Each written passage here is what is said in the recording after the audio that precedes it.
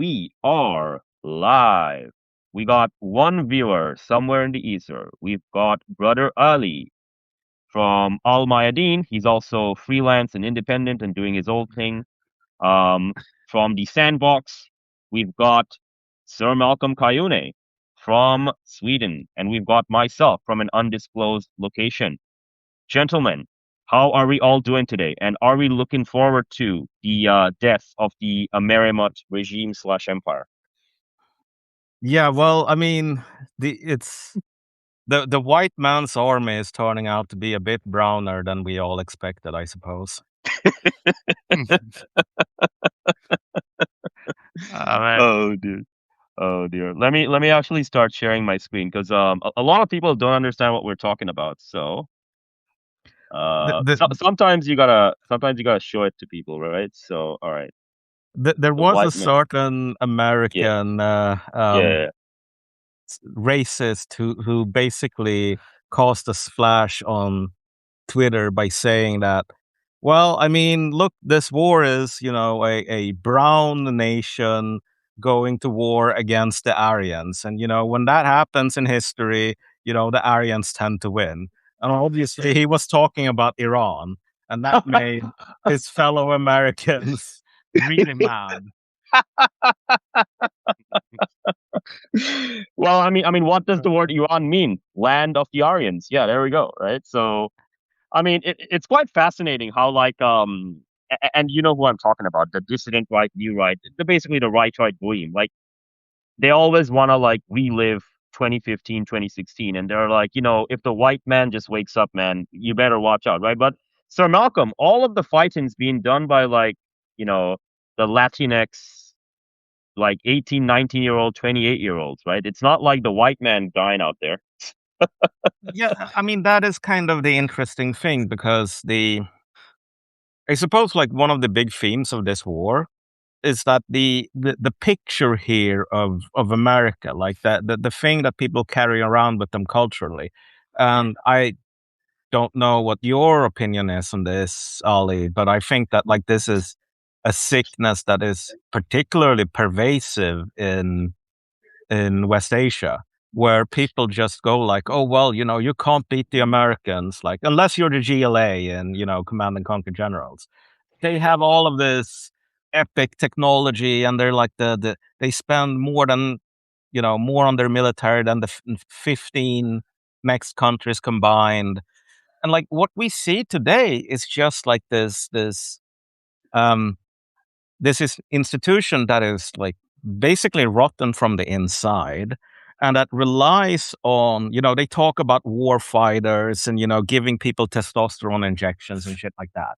But like you look at the casualties, and it's like it's like Rome in its last years, where it's just like these sort of foreigners, like these federati, who are there not because they care about like America or whatever, or the founding fathers. I mean, it's just a paycheck. Yeah. And, I don't know and why it's that normalized. Like people say, they're just poor children. Like they were there just for the university. Like, there's this thing with like innocifying, that soldiers or like, it's just there for the green card. So, yeah, but it's like, yeah. Obviously, like you can't really, if you join the military, like at some point, even if you're 19 years old, like you kind of have to realize, especially like 3 years into the Gaza genocide, that like Yeah. you're not, No. you are joining a particular institution here with like particular habits. So if Hmm. you get blown up by a drone, I mean, at some point, it's kind of like, what did you expect?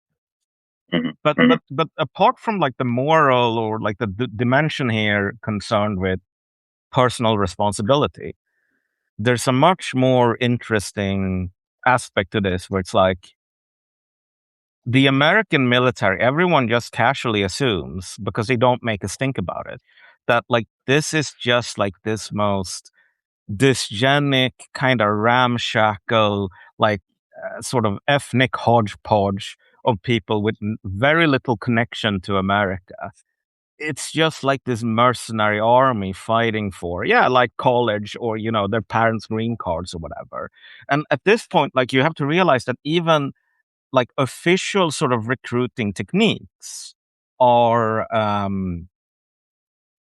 built around that. So like, recruiters for the Marine Corps or whatever just go like, if you have parents that are here illegally, like if you join the Marine Corps, we can, we can maybe make it so they don't get deported, hint, hint. Like you were born here, so you have birthright citizenship, but like your parents, like maybe you should do a stint in the Marine Corps for their sake. Yeah.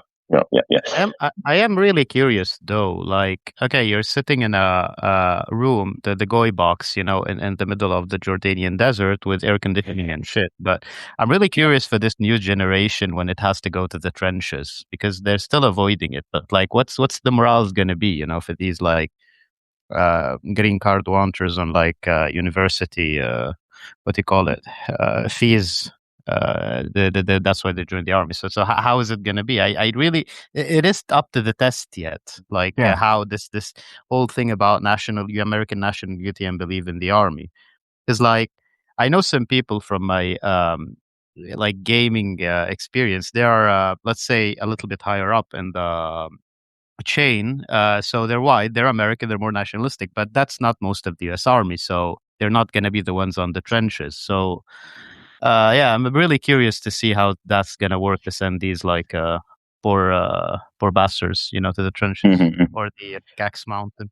Yeah, I mean, just like to piggyback off what Sir Malcolm was saying, like, well, your parents are here illegally and we'll give you whatever this thing so that they don't get deported. I mean, even that's not true, bro. Like, Trump is deporting people who have like family with military service or this, that, and the other thing. So, like, if you're 18 and 19 years old and you're getting into this organization, which is basically like, let's just be honest here, it's just like a slave to Israel. That's what it is, right?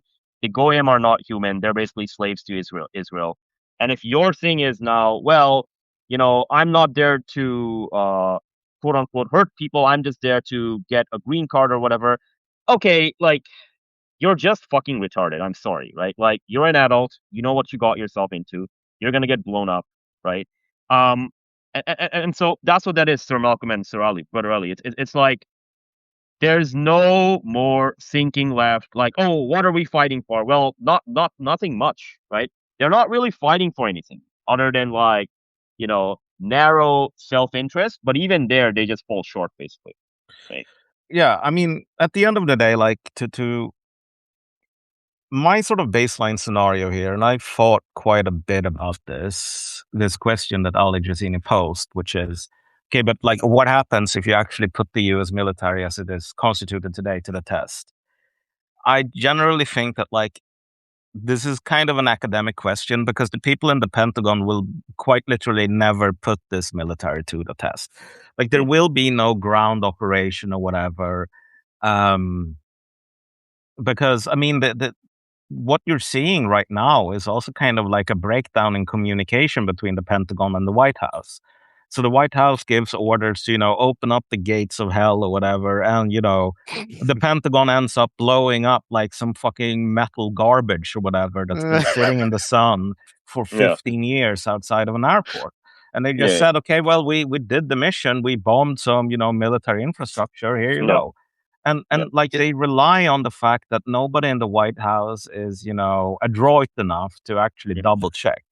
So it's kind of like, phoning it in essentially. You see you see Barry yesterday posted something from the Telegraph, I think, which was corroborating the Washington Post previous story, which was very interesting because he said like the White House does not really know. Like security officials were saying, they do not know about the ammunition shortage and the situation of the military.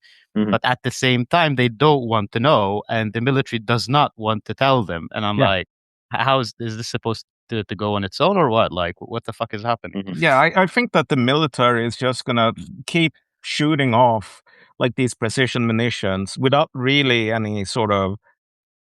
I mean, the problem they're facing also is that there is no strategy from the White House. Like they're being asked to, like just win the war. Okay, but like, what does winning the war even mean?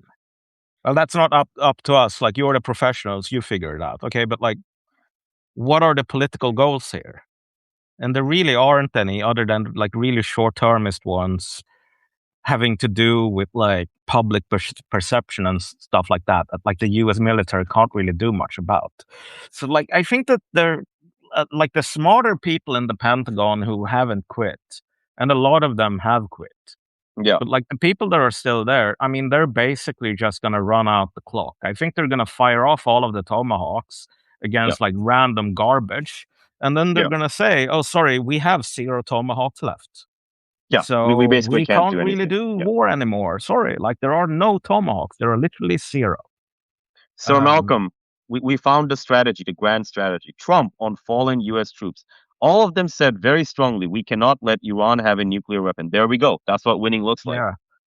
But at the end of the day, like this isn't even what the war is about. If Exactly. Iran gets a nuclear weapon at this point, like the US can't do shit about it. And Exactly. that's why all of this stuff is about opening up the Strait of Hormuz, which the US also can't do. But Yeah. like, Yeah, he yeah, said today he's gonna bomb like what do you call it? A power station for each ship that was hit. Like that's really pathetic, to be fair. yeah, and That's like none true. of these threats even work anymore. No. Mm. Because I mean, he's made them so many times, and also like even if he tries, that he has the problem of I mean, politically for Iran, if we think about like what like the desired political outcome that they're pursuing through force of arms in like this sort of Clausewitz 101 sense is, the political goal is not really that hard to sort of lay out, elaborate on. Because I mean, Mm.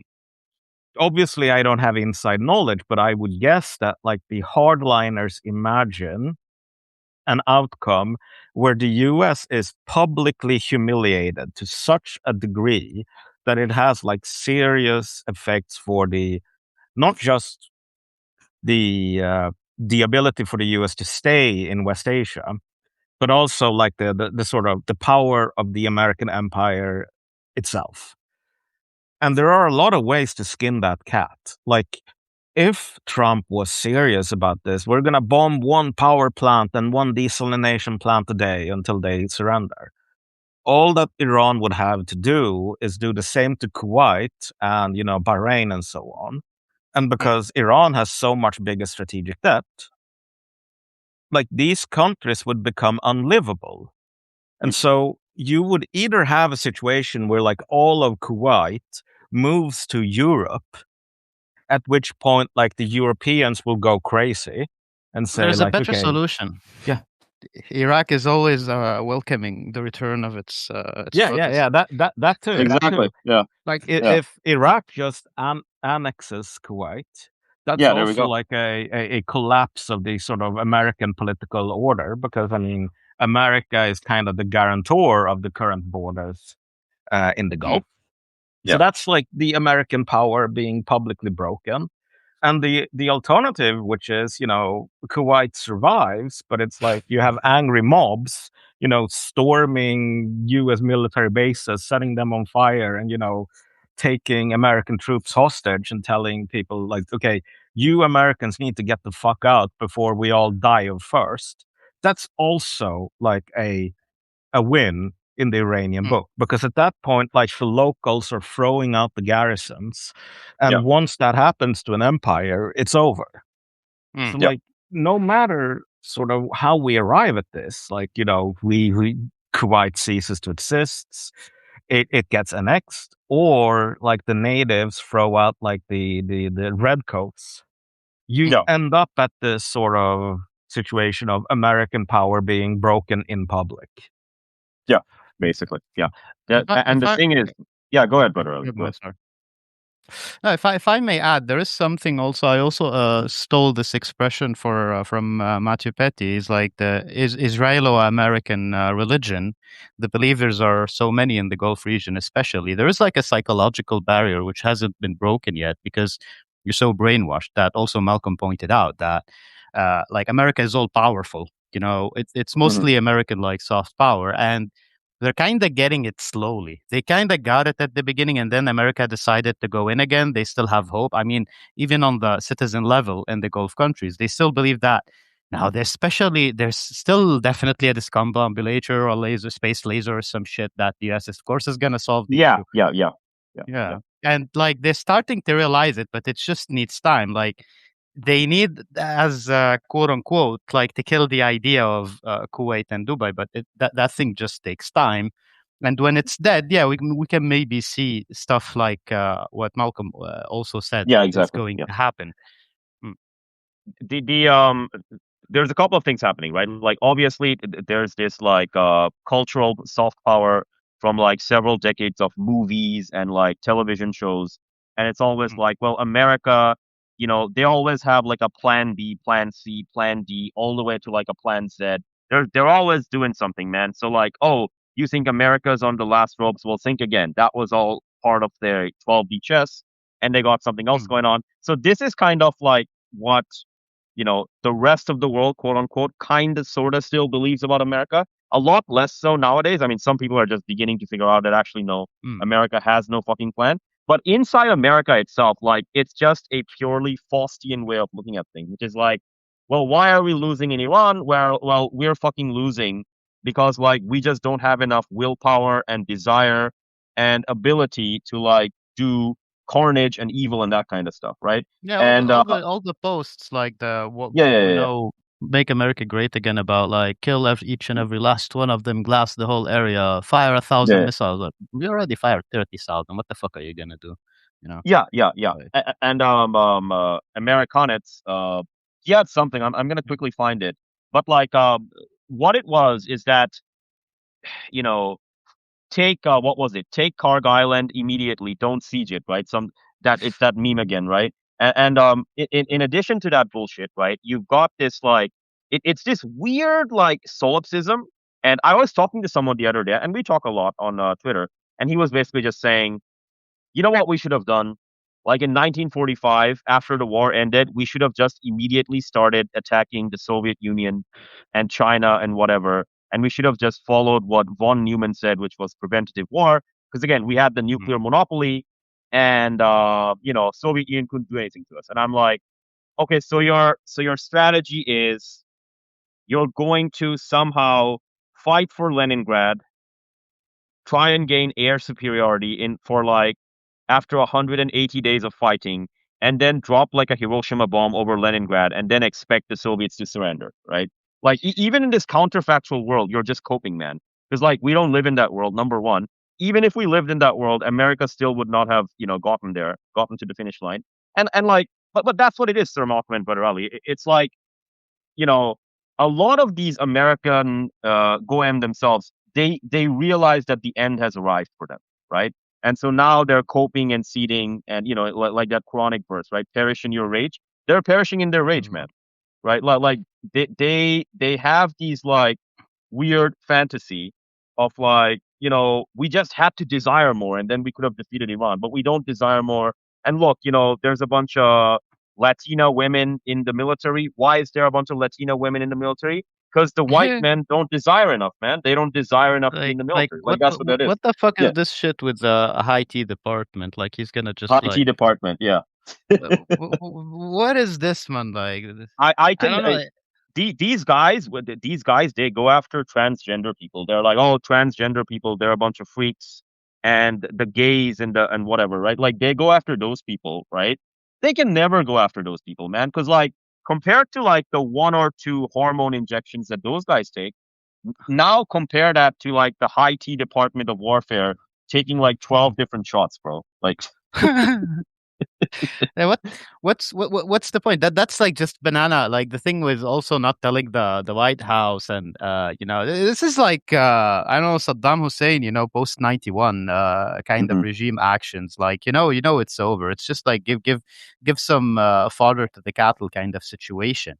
But yeah, my issue, like I wanna quote an Egyptian brother who told me the other day that I do think his like assessment is very accurate, that almost everybody in the world knows that, as in also China, Russia, and the other powers. And I don't think really even China believes like that the US counts to anything militarily. It's just everybody's so scared to bring the whole palace down because everybody's still using the dollar and everybody's like still using the American financial system. So there are various levels of slavery. You see here, like the Gulf Hmm. countries on the lowest level, and they're literally scared shitless to even think about an alternative. And that's why they're making all these irrational choices, such as instead of like lifting the siege over Yemen, no, let's just go full. A full YOLO and like cause a economic catastrophe in Saudi Arabia. And instead of like searching for a regional order that's be managed by say Pakistan, Iran, and Turkey, Saudi Arabia, no, let's just like throw good money after bad money behind the US, which is that's the lowest level. And then comes the other states that maybe they can survive, but they just don't want to go through the whole global order collapse. So okay, we know like we have this Hmm. hegemon that's retarded and that's actually is like a bull just kicking everything around it, but like it's in our best interest at the moment that this like sick bull stays alive. Even so, like for China, which if it had kept like buying the same quantity of oil that it did, the oil prices would be now much higher. Forget about all the market Yeah, meddling. yeah, yeah. But I do think China doesn't really want to go for the kill because of I don't want to call it cowardice or shit. It's just like very, very Yeah, conservative look to international relations that we need to exactly, maintain the exactly. current order. Yeah, Yeah, and exactly. also, I finally found it. I apologize. Just like 30 seconds. So Americanet said this 2 days ago, and it's still relevant. Okay. My favorite variation of the quote, stop messing around, it's time to win, unquote, knee-jerk reaction is this one, where the author doesn't seem to understand that we've already broken every conceivable norm in diplomacy, assassinated their head of state, killed negotiators during active negotiations, intentionally targeted civilian infrastructure, blown up schools full of children, and publicly declared our intention to commit genocide. This is what no rules warfare already looks like. But yeah, go ahead, Sonal. That's what I wanted to say. yeah, Basically. I was just going to add regarding the view on China. I mean, China has its own like very serious problems that basically preclude it from taking such an aggressive stance. Because if you think about it, like especially after the collapse of the real estate bubble, Hmm. or the fact that they're slowly trying to deflate it right now. I mean, there was a new report out basically pointed out that in terms of like when you have a real estate crash, you get a lot of like bad loans, right? You get people not being able to pay back their commitments and so on, and the banking system has to absorb that. Well, in China, like the official numbers are that even though this was by some measurements like the biggest real estate bubble in history, like in real terms, they haven't really had an increase in bad debts. So what's Yeah. going on is obviously that they're basically hiding like the fallout outside like the official numbers, but they still have to deal with it. But after these problems, I mean, they've become more of a like dependent on export revenue growth to maintain their growth targets. Hmm. If you're a country that exports a lot more than you import, Hmm. by definition, there have to be other countries that import more than they export, right? Yeah, Because basically. every country on the planet can't be a net exporter. Because at that point, like, what are they exporting to? The moon? And so, Yeah. if you think about like the U.S. role in the current sort of financial system, I mean, the U.S. is going broke. The debt is exploding. Blah blah blah. I mean, we've talked about this a billion times. Well, I Yeah. mean, in just a structural sense, if America goes away, even in its current like profligate, heading towards bankruptcy form, that means that China will have to rejigger its economy again. Hmm. And they're desperately trying to avoid that because, I mean, there already exists this thing called the Chinese Rust Belt in the Northeast, Yeah. um, where during the 90s they had this extremely like bleak and depressing series of austerity measures, and basically closing down, shuttering a shit ton of state-owned factories and so on. They don't want to do that again. Mhm. So, I mean, China is going to try to keep this like zombified system going for as long as they can, obviously. Oh yeah. Uh, Oh yeah. which kind of explains why people were going like, why is China stepping in to pull the American chestnuts out of the fire? Yeah. They could just import even more oil and really cause a political crisis. Yeah, they could. They have all of the tools necessary to basically collapse the American empire tomorrow if they wanted to. But at that point, like, what will happen to their own domestic economy? Exactly. Yeah. Basically. Yeah. Yeah. The multipolarity bros who are like, why has China stopped buying the 12 million that they regularly import? Why are they only importing 6 million barrels a day? Although to be fair, it's kind of gone back up, right? But like I always try to explain to them, well, it's because like, your vision of the world, like you multipolarity bros of like, the American empire collapses and then Russia and China become like the new stewards of the international system. My bro, the international system won't exist after America dies. We are headed towards a dark age, right? Like, this thing of like, well, China is just like playing the 40 chess, and then after a while, they're going to collapse America when the timing is right. As Sir Malcolm was saying, what will they do about their own domestic economy? Are they going to go to fucking Germany and go telling them, hey, Germany, you got to buy all our stuff, right? Like, Yeah. Germany's Yeah. broke. Yeah, like The, Germany's broke, UK is broke, France is broke. There's nobody left, man. There's nobody left, right? Mm. yeah. So, Nobody can really absorb that surplus, which is kind of yeah. um I mean, we aren't really. I think that what people really hoped for, and I mean, I could count myself among these people at Hmm. one point in time, where it's like you kind of hope that China will do the thing that the Americans did to the British, essentially.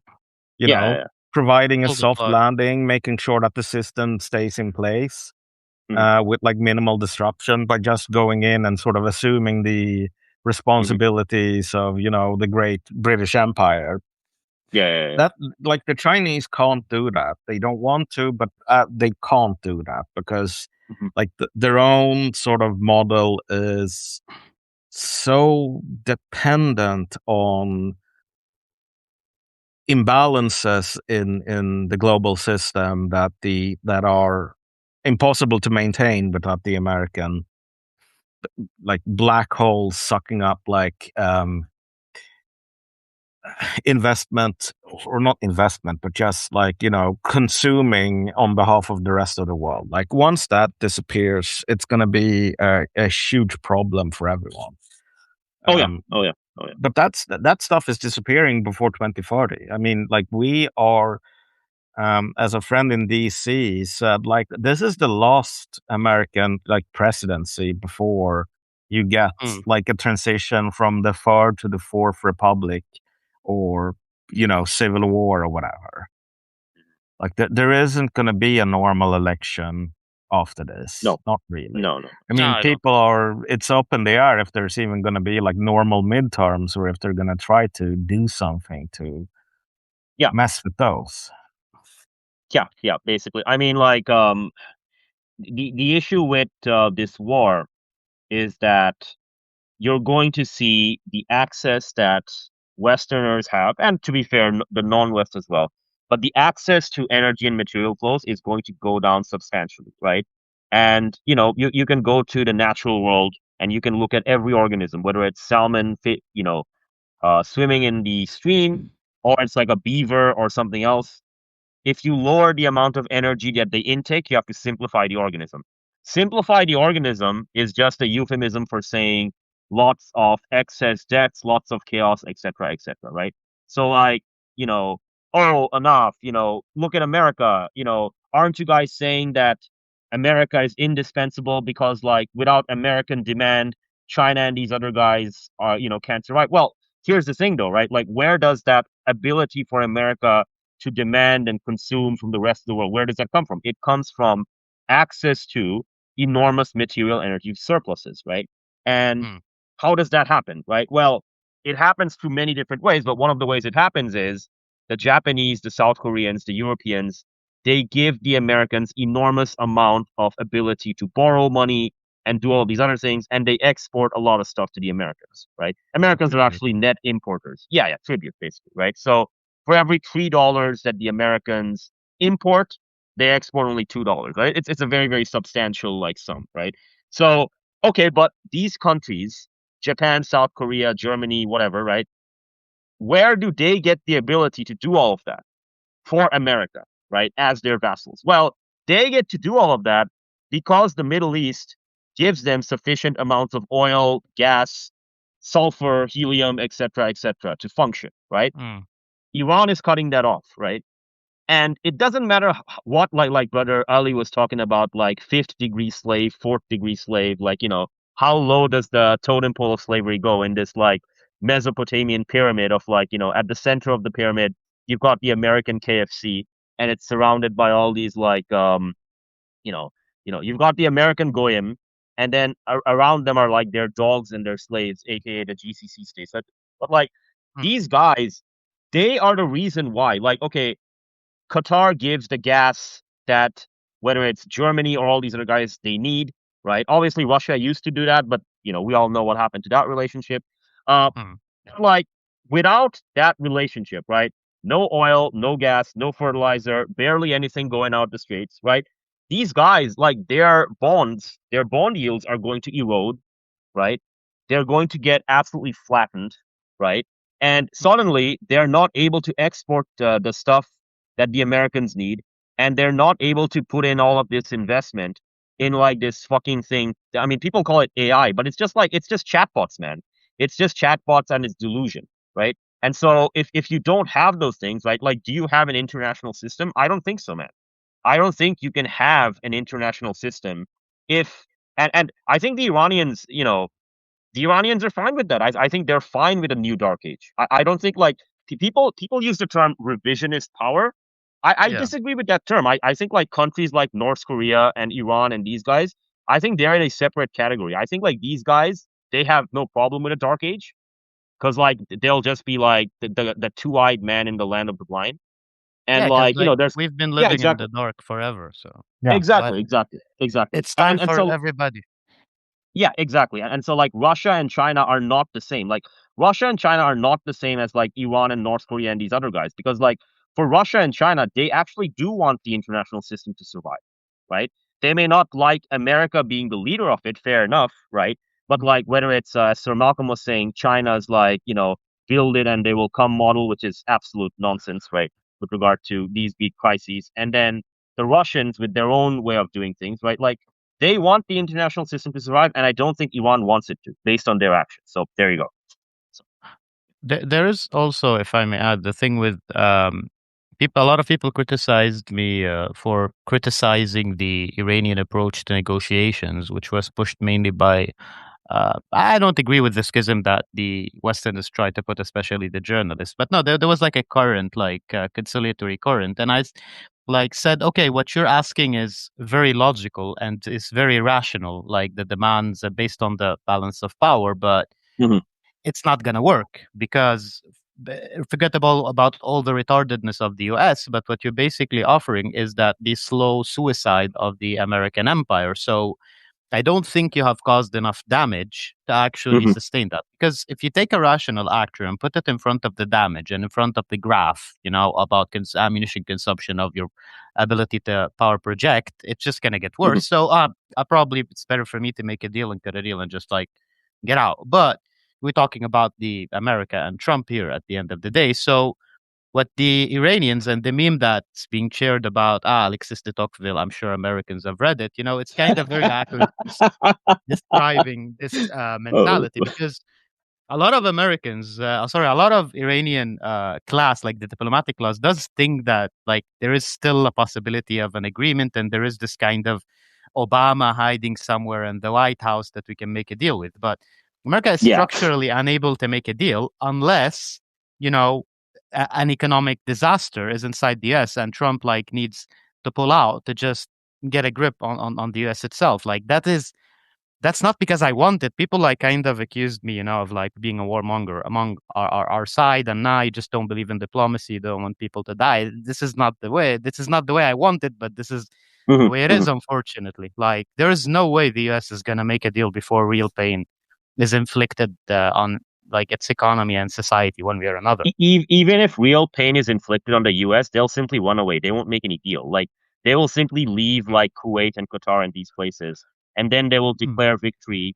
And then 5 weeks later, Iranian special forces will do a special military operation Yeah, into we don't Bahrain. mind that. I don't think we Yeah, do mind that. But, yeah, yeah. yeah, yeah, yeah. So like that's what I think. Like this is a paradigm shift. I think people are still trying to like, especially the multipolarity bros. They're looking for like the 12D chess by China and Iran and Mm. whatever the fuck. Like Pepe Escobar does this a lot. He's like, Yeah. you know, China and Iran and whatever. Like, no, dude, Pepe, stop. Pepe, stop. Like that's not what's happening. China wants to preserve the international system. Iran does not. These are two completely different countries, right? Yeah, Like, why like why they, why the Russians still haven't gave us the yeah, fucking Sukhois for like 5 years? Because yeah, exactly. also like they're still slaves inside their minds. Like they're Yeah. not as No, they they revisionist or they, they're they don't supposed want. to. No, Uh, it's less that they're slaves. It's more that they want like again, revisionist power. That's like something that the yeah, neocons and the Americans came up with, but it has a kernel of truth to it. It's got a small kernel yeah, of truth to it. Like mm. China and Russia, they want to be leaders of the international system. You know, Yeah. What that's I what meant, it is. what I meant is Yeah. like not as in slaved by the being commanded by the will of the Americans, but as in like enslaved mentally to the house Oh, things work. Is you oh can't yeah, yeah, see yeah, beyond the world. yeah. That kind of Exactly, bro. thing. Yeah, yeah. I mean, Sir Malcolm, you talked about it a lot. It's like the way the Chinese view the world is that we just gotta get to like Germany and Sweden in the 1970s, and we're gonna have all of the positives, none of the negatives. And why did those guys have the negatives? It's because, well, it's just a skill issue, man. Like they had issues, but we're not going to because we Yeah, we are they looking at don't the have history. the heaven Yeah, mandate. not just the mandate, but like we are in the future, they're in the past, so we can look at their Mm. mistakes and we can rectify their mistakes, basically. Yeah. That's kind of what that is. So. Yeah, and this is happening at a time where if you actually look at Chinese society and like the economics, I mean, all of their contradictions are worse Yeah. at this point in the cycle. Like if you think about when Japan started industrializing seriously, I guess the latest you could put it is like the Showa era, so Mm. in the very early 20th century. So, I mean, Yeah. when did the wheels start to really come off the wagon for them? Like, okay, in the 1990s crash. So, depending on how you count, you have like 90 years to like 120 years of, successful industrialization before you really get this sort of stagflationary crisis. Mhm. Or not even stagflationary, like deflationary, which is even worse. Um, Mm. Mm. Well, I Yeah. mean, depending on where you want, like China's serious industrialization really begins after the Second World War. Mhm. Yep. Um, and so, I mean, we're talking like several decades less in terms of, runway. And if you look at the demographics, for example, I mean, they're way worse than Japan. Yeah. Like, so, I mean, the the idea that this is a society that has unlocked some sort of like ancient Chinese secrets of industrialization, like that, the reality doesn't really bear that out. No. And again, like the sad thing about that is just that if you try to take an objective view of this, like study China, not as this sort of what the Americans say, like the indispensable nation. Like America was Yeah. put on this planet by God to like show humans the way. Like if you don't take that view of China and just sort of study it as its own thing, like it doesn't have to go anywhere. Like it can just be China.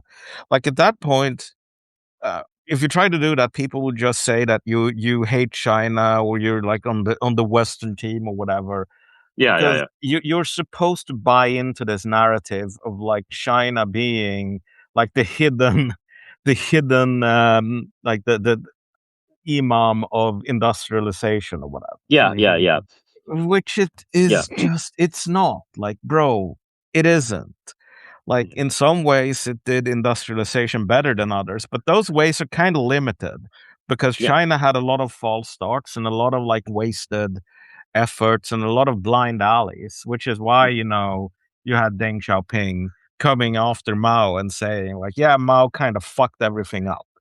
I mean, you didn't really have that dynamic in Japan. Like, they basically said, okay, we're going to industrialize now.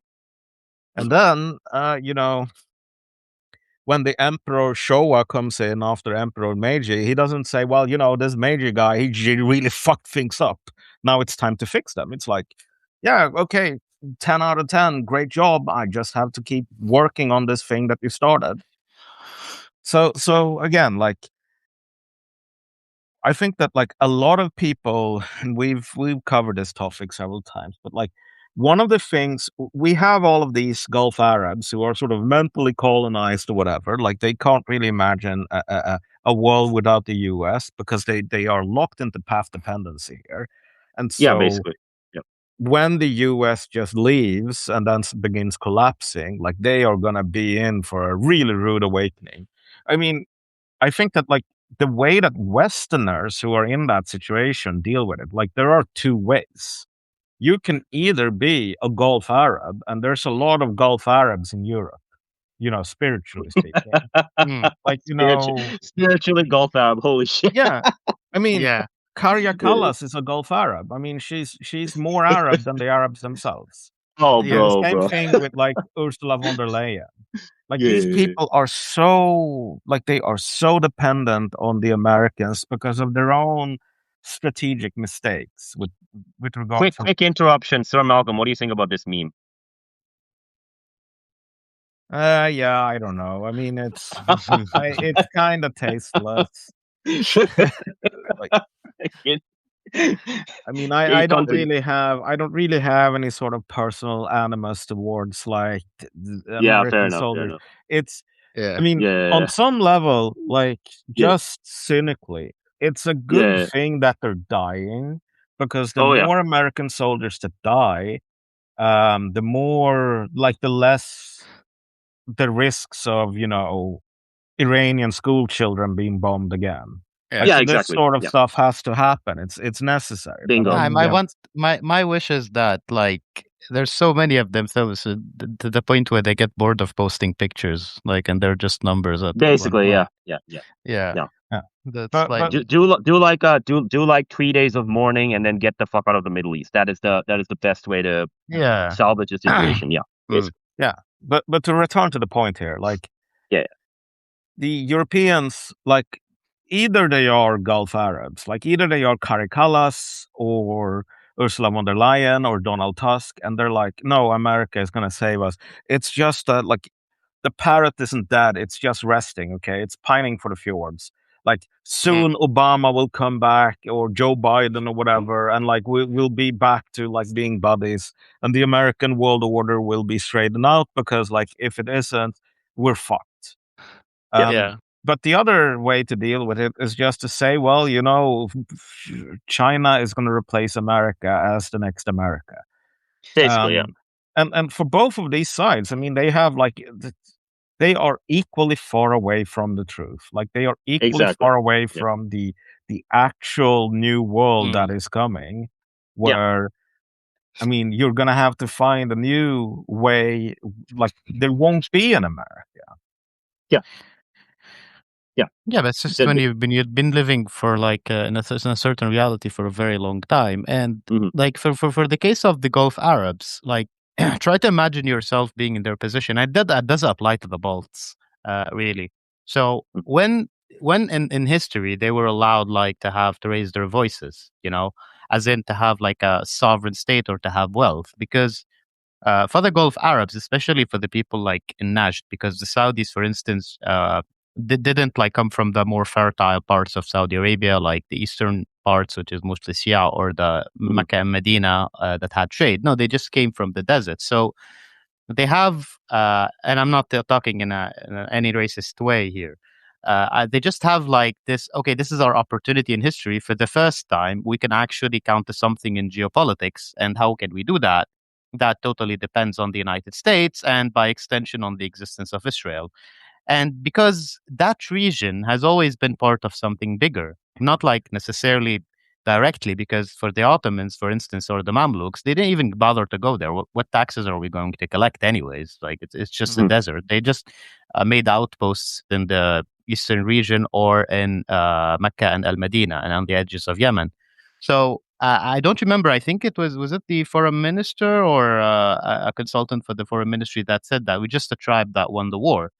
So they are really scared, and I think Malcolm did say it before about the Japanese or maybe somebody else that no, they're literally scared shitless of becoming sovereign again and face the reality. So they're just used to, Mom America just solving Bro, all the issues and bro, making bro, the bro, monsters go away. Yeah, like their obesity rates are worse yeah, than America's obesity rates, right? So like, like you're talking about Mama America, like if tomorrow America disappears, right? mm, Uh, they have more obese people and unfit people than the Americans do.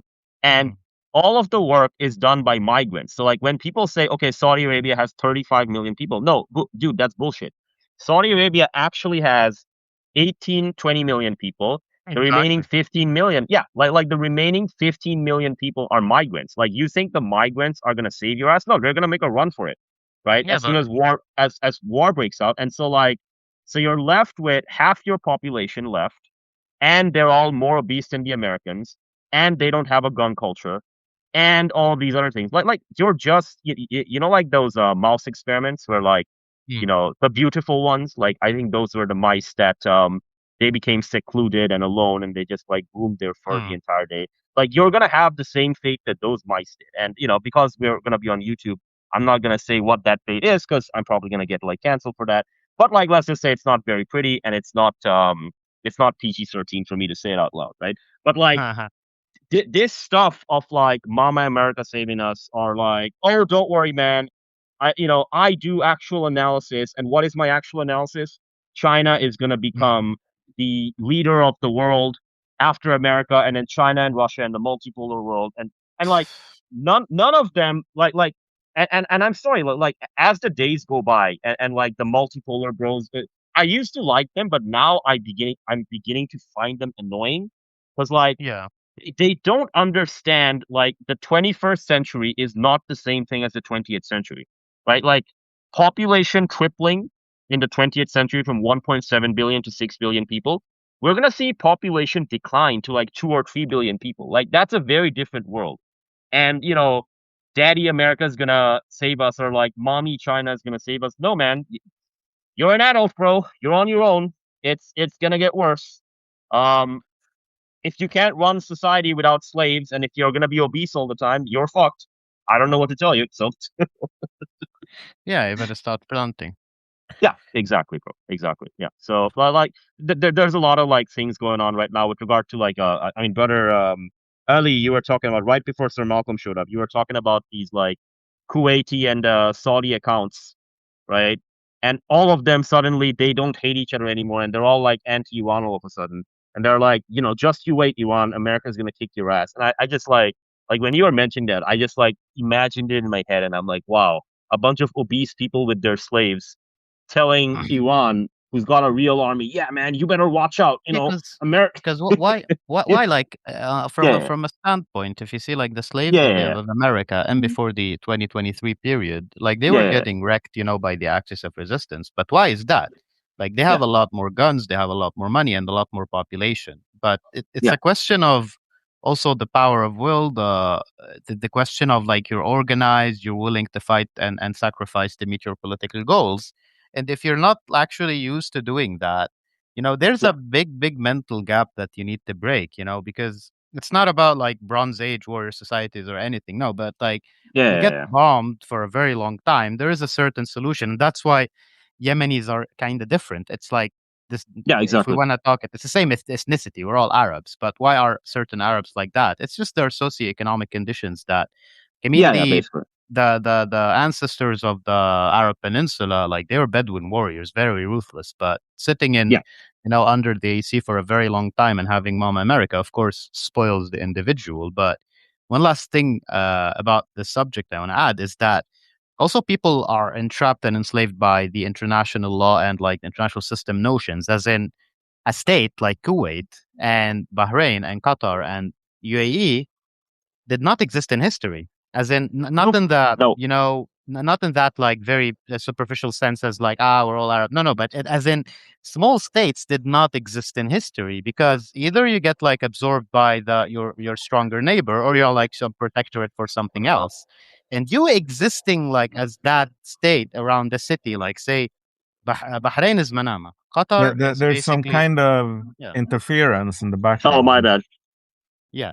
So also Kuwait is Kuwait, but like how, like this is not Italy. This is not Europe where you have like city states or the Holy Roman Empire, especially in the East where the land is flat and you just either the local empire around you is not bothered to actually annex you because there's nothing, no welfare to actually pay, or you just under its sovereignty, namely. But like imagine a Kuwait or a UAE, for instance, in the 18th century. You know, Yeah, basically. Yeah. how? Uh, This doesn't really work. Like you would basically have to be like this city state which hires mercenaries. But even that doesn't work yeah, because like a place like it's The not German Empire Florence. would just annex you basically, right? Yeah. So yeah. No, exactly. Like most of the countries that exist today, the 193 or whatever the number is, they won't exist within the next few decades, right? Um, Mm, Iran is probably going to be, it's either going to be Iran or one of these other places, but like Iran is probably going to be the first guy who just directly goes, yeah, you know what, I'm just going to, special military operation. We're not actually annexing them. Don't worry, guys. Um, we're only going to be here temporarily, as temporary as the income tax. And mm. yeah, like whether it's Bahrain or Kuwait or one of these guys, I think one of these guys will cease to exist, and it's going to be one of the first guys that ceases to exist, right? Yeah, And at most which likely point, Bahrain yeah, and yeah, Kuwait. Mm. most likely those guys, yeah. Because the reason I say that, and like a lot of people are like Will Schreiber and these guys, and I respect them, but I think they're wrong about this. They're like, no, I don't think Iran's going to do any special military operations. Well, the reason I disagree with him is that Iran is hitting all of the targets which are needed to, like, initially what happened during the Ramadan war in the 40 days or so, they took out all of the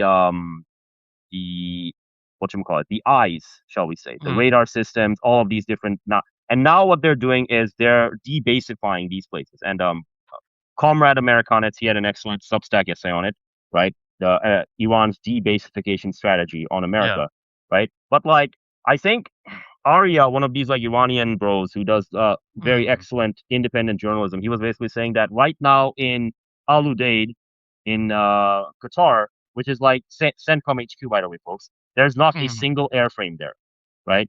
And similarly, we're seeing like evacuations from like Bahrain, Kuwait, and all these other. Like at that point, man, like the Iranians can fly their Arash drones, right? Like the ones that they do spying with. And okay, like Yeah. what is the logical next step? The logical next step is like, what did they call it, Sir Malcolm? The little green men of Crimea, basically. I That's mean, like the you logical don't next. you Yeah, don't have to like technically do that. As in, yeah, yeah. okay, I control the strait. There is only one way to get out. Mhm. You can just be under with all your titles and monarchy and whatever. But like, okay, there were the Ahmedid Empire or any other empire had a lot of Yeah, vassals. yeah. So There are lots of kings. Like the Achaemenid Empire had lots of kings, yeah, and then there was that's one the king of norm in kings. history. Yeah, Yeah, there we go. there's like Yeah, maybe you're not like because it's not in your best interest to actually forcefully annex, because people will hedge against you, especially like that. Maybe Pakis will be oh Pakistanis yeah, will be a exactly. little bit upset and so on. But no, I do control this trade. I Oh, but control the brother, gold. Kuwait is just a province of Iraq. Didn't you know? You can give them autonomy. No problem with that. Yeah, Right? exactly. This kind of situations, as in, Yeah. people think like this, especially with Americans. They like to portray the world as like a jungle before them, to a certain extent. Okay, but it's not better off under you. Like people create certain solutions or treaties before. Treaties did exist before America as the police of the world. And Mhm. the balance of power did exist, as in the Safavid Ottoman Wars did end with a treaty in the 1600s, and Exactly. everybody, and they didn't fight ever again. You know, it's the Yeah. borders between Iraq and Iran is still the same since then. So people can come up with a solution. The only issue is that the Iranians kept repeating, our issue is that with the existence of US bases, we don't want them anymore. Just get out, you know. Yeah. Yeah. Yeah. So Malcolm found something from base department. Israeli tourist in Bangkok says she was waiting at a table for a meal when she noticed a sign saying no Israeli. There we go. She called for staff Uh, and ordered to pay for a drink, but would like to cancel Oy it. vey. Oh dear. It's Well, what amazing. do you expect? Like, you did a genocide. Like, just take it. Yeah, Like, man. take the results like a Yeah. man, and stop moaning about this shit. Yeah. Stop It's Yeah. moaning like, about this shit. Yeah. yeah, Yeah, I mean, like the funny thing is, though, I mean, this entire Israel thing, it is so wired into like the post-Christian religion of the like the boomers. Like they Yeah. have all of these narratives about like Yasser Arafat, turning down every peace offer, and Golda Meir, and like these few victims standing up against the rest of the world, and the Arab or the Muslim versus Jew like grudge match that's been going on for 2,000 years. Like Yeah. all like what we're seeing is not just like a geopolitical collapse, but obviously like an ideological collapse as well. Yeah. Um, Exactly. and like I tend to think that the people like seriously underestimate how close we are to like the real fireworks, because I mean you're familiar with the term like hypernormalization, right? Yeah. Where Yeah. this is kind of like an outgrowth of, if we think about someone like Jacques Bassoon, like the French American like philosopher, um, his what's the name again? Like history professor. Like he basically wrote this huge book called Decadence, like from dawn to decadence, I think, and he basically Mhm. talked about the sort of political, historical, social concept of decadence, where he outlined that like this is not a slur; it's like a diagnosis of a certain part of a societal life cycle. Mhm. So, I mean, saying that a society is decadent is not saying that this society is bad or good. It's just like saying that, okay, well, this cat that's 18 years old, it's an old cat. Okay, like it is not young anymore. Um, Mhm. but his basic point was that the way you could really tell a society was decadent was that if like things that are just ridiculously sort of absurd or counter to like truth or what like they should be have been become so normalized that you're not supposed to talk about them anymore. And I mean, think about like the American 4th of July, like the 250th birthday of the United States. Mhm. There were essentially no celebrations at all. Um, I mean, the in DC, they had like the biggest fireworks show in the world or in history. And I mean, maybe by like raw tonnage or whatever of fireworks, but like the show wasn't really coordinated. They just blew off. Like they had a checklist that said, okay, so and so many, metric tons of fireworks. So it just ended up covering like the entire city in smoke. So by the tail end, like by the later part of this fireworks show, you couldn't even see the fireworks. So it wasn't really like particularly like a good fireworks show either. It was Mhm. just like painting by the numbers crap. But Mhm. like the whole 250th state fair, like nobody really came out. And Mhm. Americans just like talking to Americans about this was so interesting because like they would just straight up tell you that like, no, dude, like this is totally normal. Like we Mhm. don't really do public celebrations in America. We've never done this. And it's like, okay, but why did you do these huge celebrations for the for the 200th birthday, like Mhm. celebrations that are, 2 orders of magnitude bigger than for the 250th. Yeah, yeah, yeah. So obviously, like, this is kind of like we've always been at war with East Asia. Yeah, yeah, yeah, yeah, yeah. Um, but then, like, they were like, oh, well, people were at home drinking beer, and that's how Americans celebrate. Like, people are at home drinking beer in Albania on a Tuesday. Like, that is not impressive. It's not some sort of cultural achievement. Mhm. And then you had the explanation that, oh, well, it's really hot. Well, it was basically just as hot in Iran during The the funerals. Yeah, the funeral proceedings for Ali Khamenei. yeah, exactly. So, and then, you had millions of people turning out, even though, like, it was hot enough that you could faint from heat stroke. Um, so again, like, you have these Americans saying that, well, we've never celebrated, and also celebrations are impossible because it's too hot.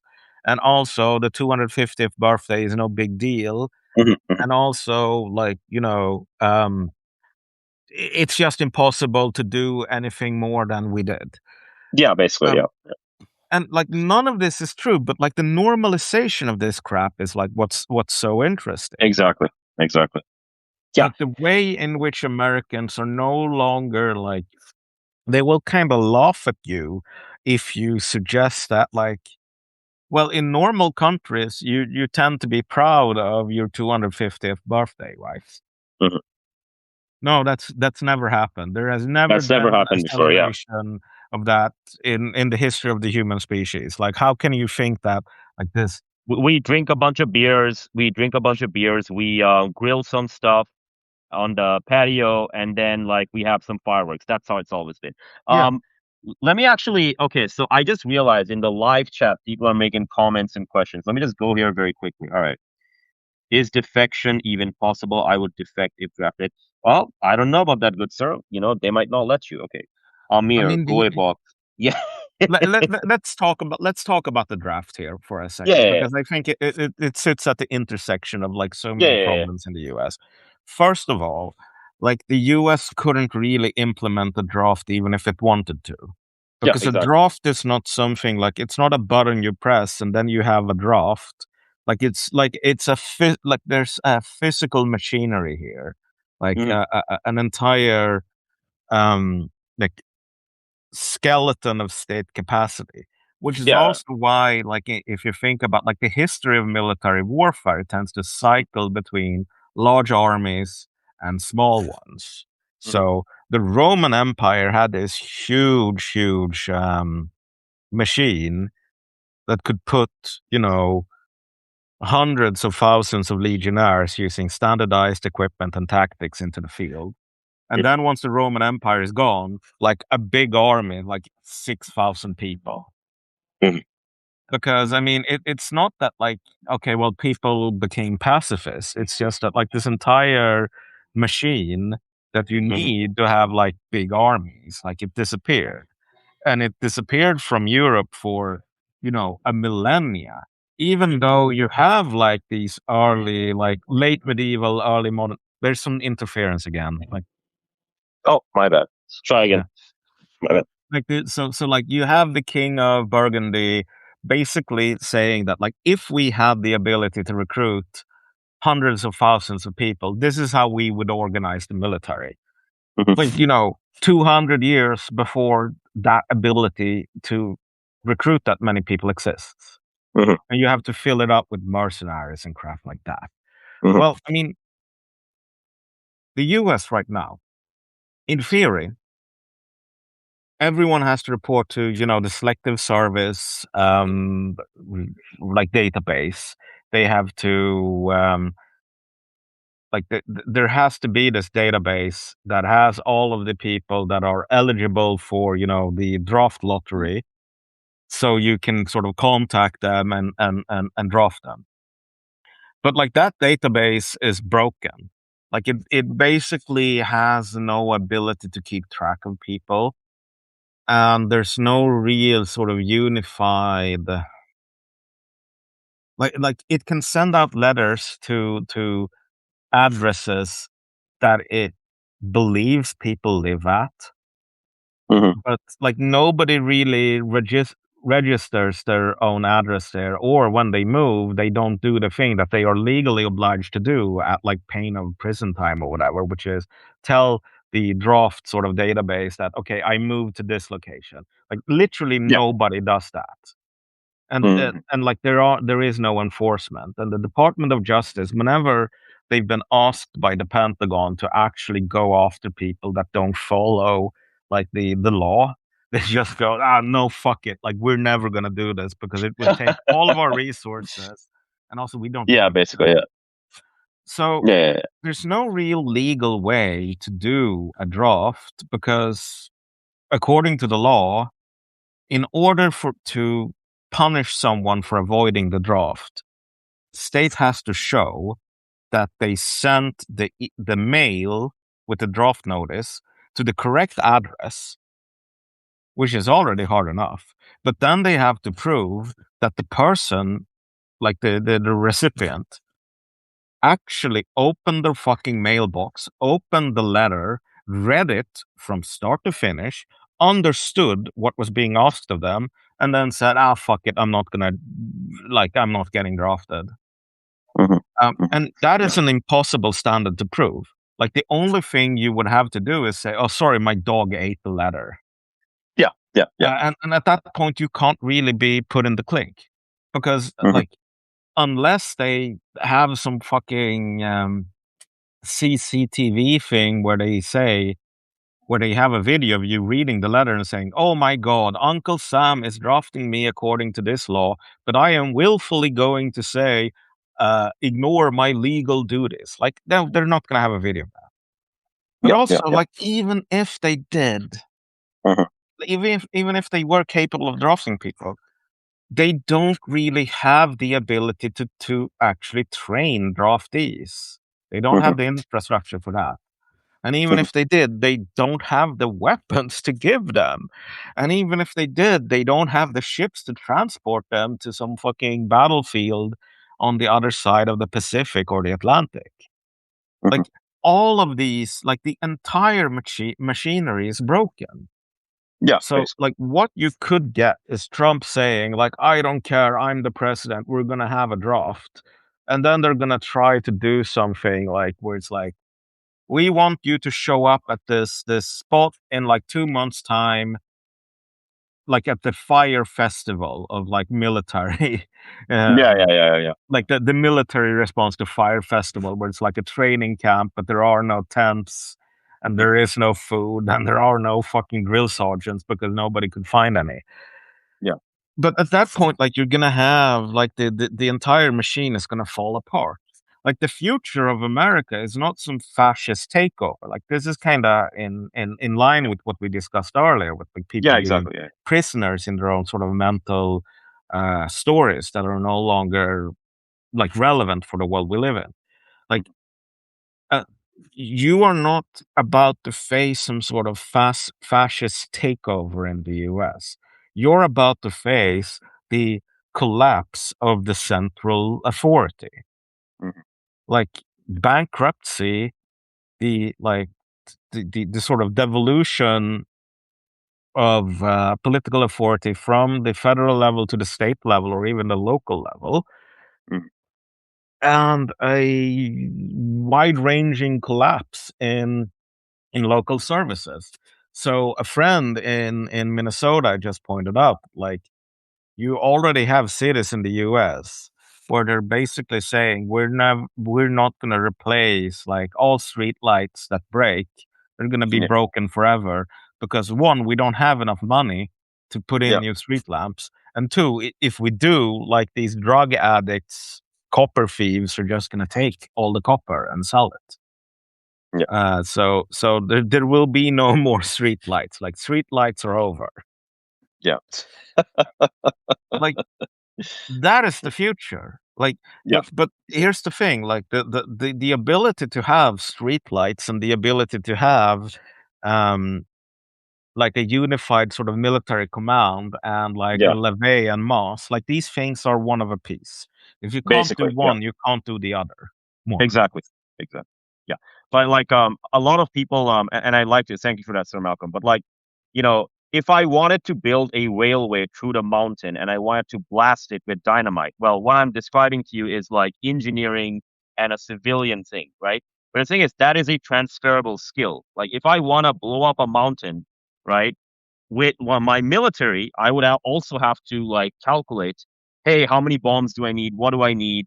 And what's the tonnage? Like the Americans have nothing whatsoever left in that department. And so now it's just like, well, if we just drop 10 bombs on a granite mountain, Iran will fucking surrender, right? But that's what that is, man. I mean, that there's no like, this is a society which cannot even rebuild its bridges, right? And this society is now going to be like, oh yeah, we're going to do this amazing attack on Iran. Yeah, no, that's not happening. All right. So let me just see But who I else but I is. think Yeah, yeah, what do go you ahead. think about like the threat of the Americans going ape shit and actually nuking Pickaxe Mountain? That I just mean, means that they lose the war anyway, right? And everything else that we talked about with regard to these trends, they will simply come faster. So, what is a nuclear bomb going to do? Actually, like I saw that account like Parmier that's basically saying that like okay, they could Mm, actually destroy Pickaxe Mountain through a nuke by like using like specific munition to drill like a really deep hole into the granite rock, mm, a 2 meter wide hole or whatever, and then just fucking like Robin Hood splitting the arrow, like mhm. dropping a nuclear bomb into that hole and Yeah, yeah, yeah. detonating it at the center of the mountain, which would unleash like all of these seismic waves and so on. But like, first of all, I mean, okay, well, what Peter Hegseth would say to that is just like, I can't tell you what our capabilities are because they're all classified. But trust me, like we always have secret weapons up our sleeve. Yeah, yeah, yeah, But like other than Pete Hegseth, like yeah. this technology doesn't really exist. Like mm, the circular like the US doesn't really like the US nuclear arsenal is kind of not being very well maintained. So, in mm, terms of strategic nuclear warheads, you have the Minuteman III, which is literally falling apart, and they haven't really been able to do much in the way of maintenance on these missiles. Mm. So, expecting a Minuteman III to do that kind of job, like that's not serious. No, Uh, no, no. and like these B-61s, no, they're not really like that modern either. And also, you Mhm, would, in order to deliver a B-61, you would have to fly over like the site in question. mhm. And Pickaxe Mountain is not located on the coast. mm. Yeah, basically. So, Yeah. so it's like, I think that like even if the technology existed, which it kind of doesn't, like the chance of it actually working is so infinitely small. So Yeah. what you're gonna end up with, even if you try to nuke Pickaxe Mountain, is that you're gonna drop a nuke on top of a granite mountain, which is gonna do absolutely nothing. I mean, and the thing about nuclear weapons is, I mean, back in the day of the Cold War, when you think about stuff like, Raven Rock in Cheyenne Mountain and Mm, like the Russian equivalents, like what they basically imagined like the solution was for taking out those sites with nuclear bombs was to essentially just saturate the mountain with so many nuclear bombs that like the mountain turned into dust and the the bunker complex underneath the mountain got exposed to the open air because you used fucking strategic nukes to sandpaper away mm, the entire Mm, mountain itself. If you did something like that, like the loss of Pickaxe Mountain would not be. I mean, the Iranians would just shrug at that because that wouldn't really be particularly relevant. What would be relevant for the entire human species is that now you have an entire mountain up in the atmosphere, like a fucking radio. You've turned an entire mountain into highly radioactive dust that's gonna come down on some wheat field or whatever next time mm. it rains and poison that area forever. And Yeah, because you hit in the ground, you're not like making an airburst. Like you're yeah, basically taking exactly. all that shit and spreading it. Yeah, exactly. It's like we generally try to avoid using ground burst nuclear weapons, not just because like air bursts are more effective at taking out, like Yeah. most structures above ground, but also because if you do a ground burst, you throw up all of this like radioactive like particle material that like if you detonate too many ground burst nukes, you basically ruin the atmosphere on the planet for a while. Mm. You create some sort of weather event like one of those years without the summer because there's been a huge volcanic eruption. Mm. Um, but the volcanic eruption at this point like is highly radioactive as well. And though like the thing about like these highly radioactive isotopes is that the more radioactive they are, the more like dangerous they are in just in terms of ionizing radiation, Mm. the shorter the half-life in general. So like we're not talking about the world being poisoned for like 40,000 years or whatever, because things with a half-life of 40,000 years are not particularly dangerous in the moment to moment. But we're still talking like, 10, 15 years of very serious like radioactive contamination spreading in a completely uncontrolled way. Like this shit could end up in Russia, it could end up in China, it could end up in the Gulf, it could end up in Ukraine or in fucking Poland or Germany. Yeah. Yeah. And also, I don't like just commenting on this. Like, yeah, I don't know how much DS is like willing to do this, but I'm just trying to imagine being on in their shoes. Like, they really have no options at the moment. But yeah, for the Iranians, I don't still understand why they haven't went for the nuke, since like all the leaks are talking about like from Western sources that they had transferred all these centrifuges, and like making one with what do you call it, primitive trigger mechanism is not that hard. Yeah. As in just like the one with conventional explosives and two pieces of something emitting neutrons. Well, yeah, I mean, people like Ted Postel, his argument is that Iran already has nukes, and the reason for that is that they've already simulated them, and for a lot of these simulations, you don't need to do like a live test anymore. Yeah, it's like yeah, dumb proof, it's basically have a very, very high chance of success. But because the logic before, I did understand it, as in, okay, we're playing with the AIEA, we need like to lift the sanctions, but we are a revolutionary state, we will not change our policy and normalize, such as the thing Kissinger was actually asking Martyr Ali Larijani, like, why can't you just be normal? It's very funny interview, like, between the two. And then Ali Larijani went to talk about Immanuel Kant. So the thing is with the nukes, now, okay, you have like kind of another card to choke the US apart from nukes, which is, okay, you have Hormuz now, So imagine in the past, if you had made nukes, okay, you'd be attacked by the Americans. They'd be like entitled, they'd be attacking you with like a Kurdish rebellion. Everybody's just be trying to infiltrate you. But the thing is, that already happened. Everything you have feared already happened. So there is no logical like reason for you not to build a nuke, because you already have another deterrent that you can hurt the Americans without actually actively using nukes. They're gonna sanction you more. With what sanctions? What yeah, kind of basically, sanctions yeah. they can impose on you? Now, China will be upset because you have nukes there. Let them go fuck themselves. Like, okay, I have the Yeah, straight basically, now. yeah. You know. Yeah, basically, yeah, yeah, So, like, you yeah. have the geopolitical power to actually now make the nuke and tell everybody to go fuck yourself. And if you want a peace, you can come. Yeah, yeah. I think this is just my 2 cents. I don't have like empirical evidence of this, right? But my 2 cents is I think Ted Postel is correct. I think the Iranians already have nukes. I don't know what level they're at. Is it like a crude implosion device, or is it something more high tech?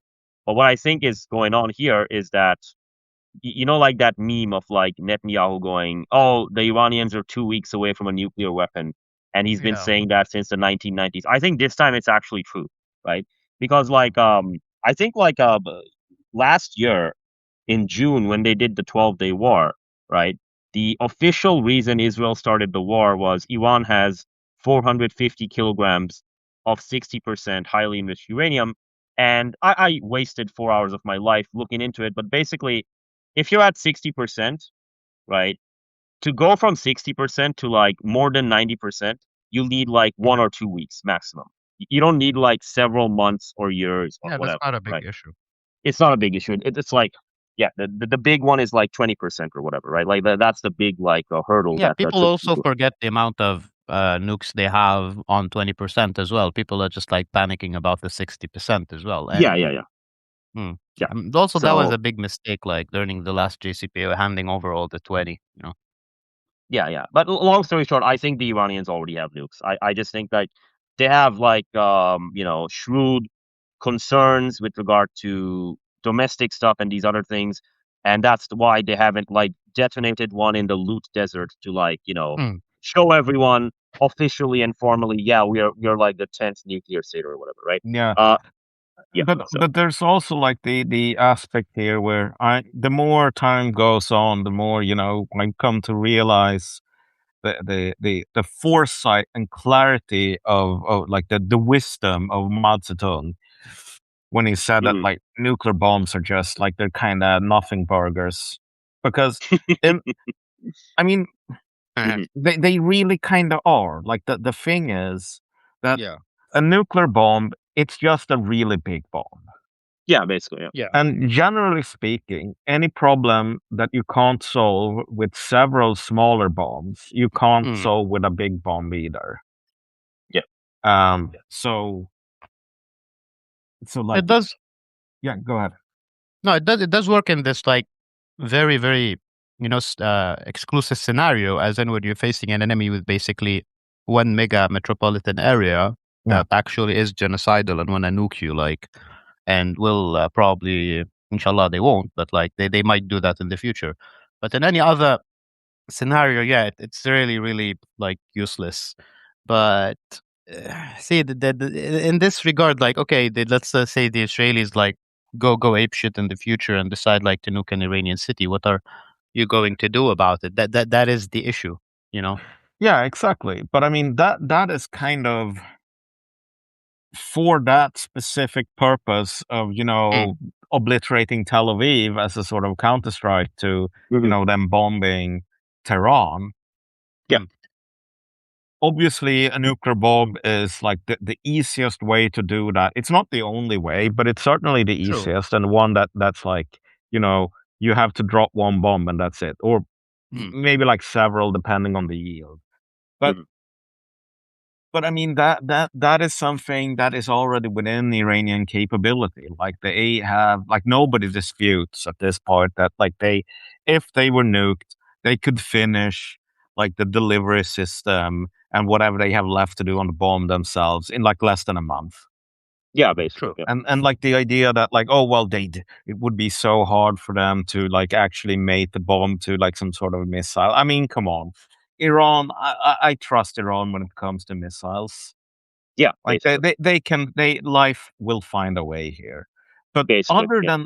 other than that, like it's kind of like you see this with the Americans. They kind of struggle with like, okay, we're not winning this war, and we don't really know what the war is about, and we don't really have a plan, and we don't really have like a list of political objectives anymore. We're just kind of fumbling in the dark.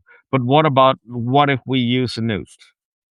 Like Yeah. there is this kind of fetishistic sense to it where it's like, what if we drop a really big bomb on top of a mountain? Mm. And but that bomb is like a nuclear bomb. Well, I mean, what's going to happen is there will be a huge explosion on top of the mountain, and that's it. Mhm. Yeah, exactly. Like I mean, like the, Trump like can cape shit that and say I won. I made a big boom over the mountain. We dropped a nuke. Yeah, basically we dropped a nuke. Like, we were watching a 2 hour movie. Minute number 95 has passed. The protagonist didn't do anything. We dropped a nuke. Nobody nuked us back 5 hours ago. Therefore I won. Yeah, that could be what happens in that case, Mm. right? But like, as Sir Malcolm was saying, and Ted Postal and all these other guys, they basically have the same view, which is that the Iranians, if they've reached 60% enrichment, getting weapons grade is like 1 or 2 weeks, 1 month maximum, right? It's just a question of Yeah. when they want to do it, and like, okay, we have the Kyeyune space launch vehicle that we unveiled 3 or 4 years ago. Um, how long does it take us to build an ICBM? Well, if you go to a car company and they tell you, well, we build sedans, and then you ask them, how long will it take you to build a pickup truck? Well, not that long, basically, right? No, I mean they So also like have this already going because they have yeah, like a space program, and that was also a big issue for the JCPOA. They also wanted to slow down the space program because yeah, basically. basically, if you made some calculations, you understand like, oh shit, they can fire that like at another Mhm, continent, based on the arc and the propulsion power. And I don't think mhm. they have reached the point where they can reach the US yet based on the ones that they actually show. But no, there's an effort and a technology in that. But going back to what Malcolm says is about the nuclear bomb. Yeah, they're not gonna like if the Iranians gonna make it. Like the conventional trigger bomb, it's not gonna be that big one. Like 15 kilotons max, because Yeah, you don't have basically. like a high level of uh, it's called in English rendimento. It's yeah, you don't burn all the nuclear material Mhm. inside. Like you have a lot of the material stays in, but that's why they actually over engineer nukes. So you can with the same mass you can create more kilotons based on how you orient the thing and the materials you're using, the precursor, whatever. The H bomb is a whole different thing. It's much harder. But like when it comes to Israel, to have a certain deterrence. As an also Postal actually did make that. I still remember. I still took a screenshot of the thing. It was very funny. And he was advertising on how to use three of these in the Tel Aviv area to create a firestorm in the middle. Yeah, basically. Yeah, yeah. Yeah, like the main thing that kills you is not like the explosion itself, but the Yeah, yeah. debris.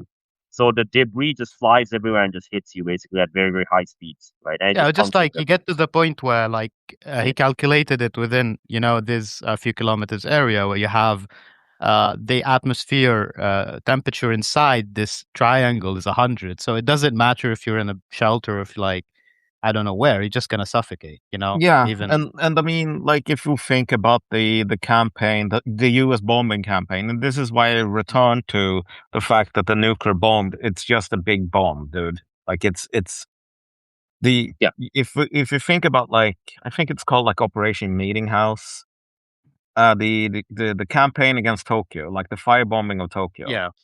I mean, they created a firestorm through dropping incendiary munitions because Tokyo was like mostly wooden construction at that point. Mm. yeah, basically. And I mean, I think 100,000 people died in one night. Mm, Yeah, more than the ones who died in the Yeah, first bomb. mm. yeah. Like, let's see. Yeah. So 105. so the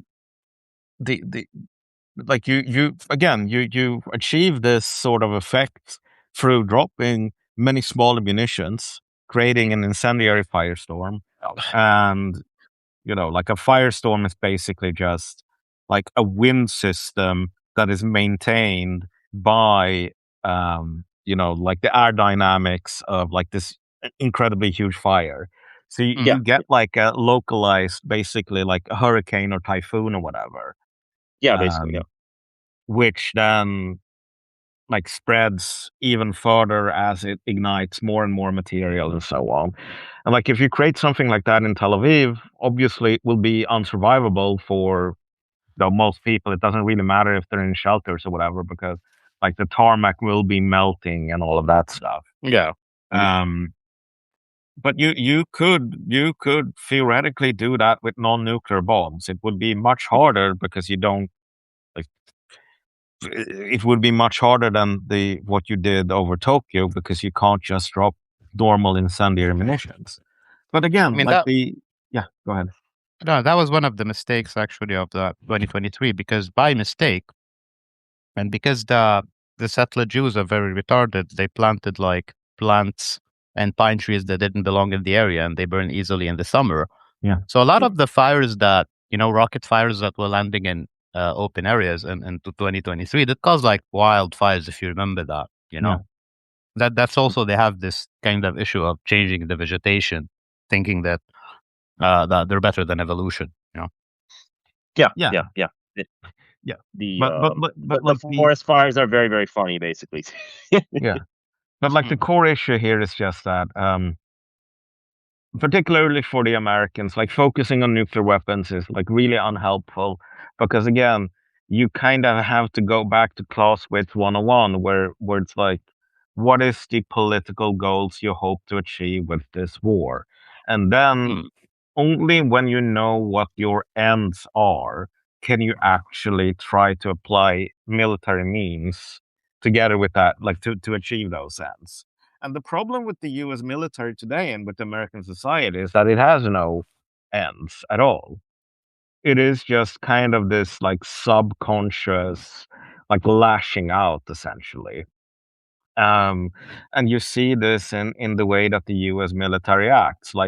I don't think most people in CENTCOM even give a shit about like targeting anymore. Like you had this bridge blown up, um, or they made a hole in it, and probably the munitions they used cost, twice or four times as much as the total Iranian repair bill at the end of the day. Um, because this was not a very impressive hole. But like this was a bridge. Both of you have probably seen the picture of like them doing this bypass because it's a bridge over a yeah, river that is completely dry. yeah, And basically. so they just drove into the riverbed, like the riverbed itself, and then up the hill, and no problem. If you show that to someone in CENTCOM, like he would just shrug his shoulders, like, "Look, the White House told us to target the bridge. This is a bridge. It was targeted. What the fuck more do you want from me?" Like, Yeah, you can't expect them to go like, okay, but does this help the war effort? Like asking someone in CENTCOM to care about that is like ridiculous because there is no fucking war effort. Like there is no goal that is trying to be achieved here. It's just Yeah, kind of this like this random assortments of like the war itself is just episodical in nature. yeah, yeah, basically. that's not within my job description, you would say. Yeah. And again, like Yeah, yeah, it's not that like people at CENTCOM are all retarded. I mean, surely there are a lot of retarded people, and these people get more common the higher up the ranks you go, because the higher up the ranks you go, the more you have like politicians. But like Mhm. at the colonel level and below, lieutenant colonel and so on, like these people in general, like they tend to be pretty smart, a lot of them. So yeah. if you actually had like a real war with like real political leadership, these people, you could take them and you could put them in charge of like an actual war effort where they had to do like their own independent thinking and so on. And then they would say, no, we can't attack this bridge because, like the river is fucking dry. So even if we destroy the bridge, it will have zero effect on their logistics right now. So let's use Mm, these limited munitions somewhere else. Like it's not that the American like military is completely incapable of that, but like there's no point in it. Like everyone has just kind of given up.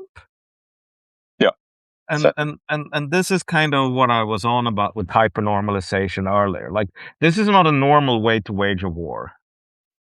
Mhm. This is not how most people wage wars. But it is normal in America because America is like worse than the Soviet Union at the end, where it's like nobody gives a fuck anymore. Yeah, it goes back to the thing we talked first at the beginning, as in the White House does not want to know, and the Pentagon is not telling the White House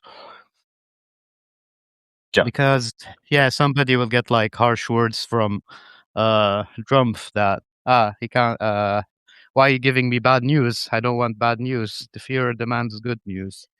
All the courtiers and eunuchs, they're just running around scraping the gold off the walls. They're stealing stuff. So for them, it's just like, why would I Yeah. communicate our inability to do stuff when I can just spend that extra 2 hours stealing more stuff, right? Yeah, like Uh, yeah, I believe Robert Kagan when he says like this is worse than not like since World War II, this is the worst defeat. This is the worst defeat in American history at all. Like at all, Yeah. you know. So I do believe him. He really believes in his cause.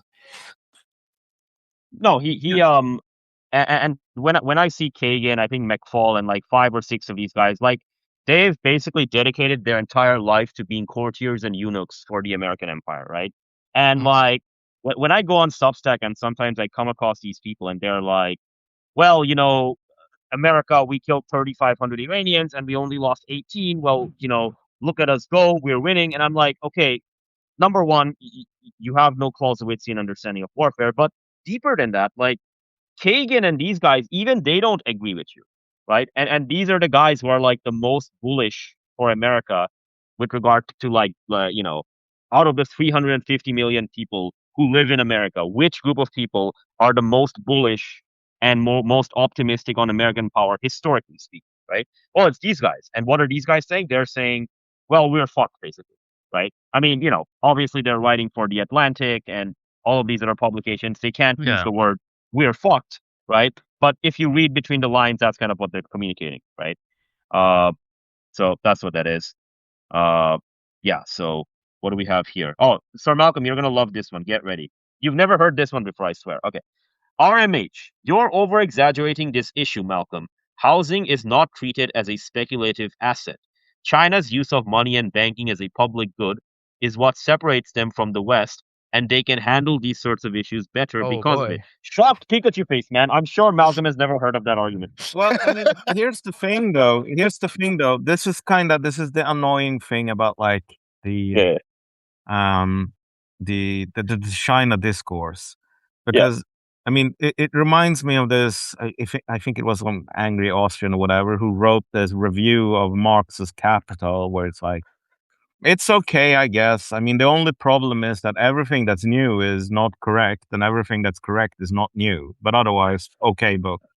I mean, you can say the same thing about like the Chinese model, where it's like everything that's new Mm, is not correct, and everything that's not new or everything that's correct is not actually new. So when you talk about like, okay, well, China has a different relationship to money because it's presumably, I would guess that your argument here is that it's like a socialist model compared to, you know, capitalist or free market models that everyone else who's industrialized has used. mhm, Well, I mean, first of all, China is not the first socialist model to try industrialization, right? You know, before you had China, you had the Soviet Union.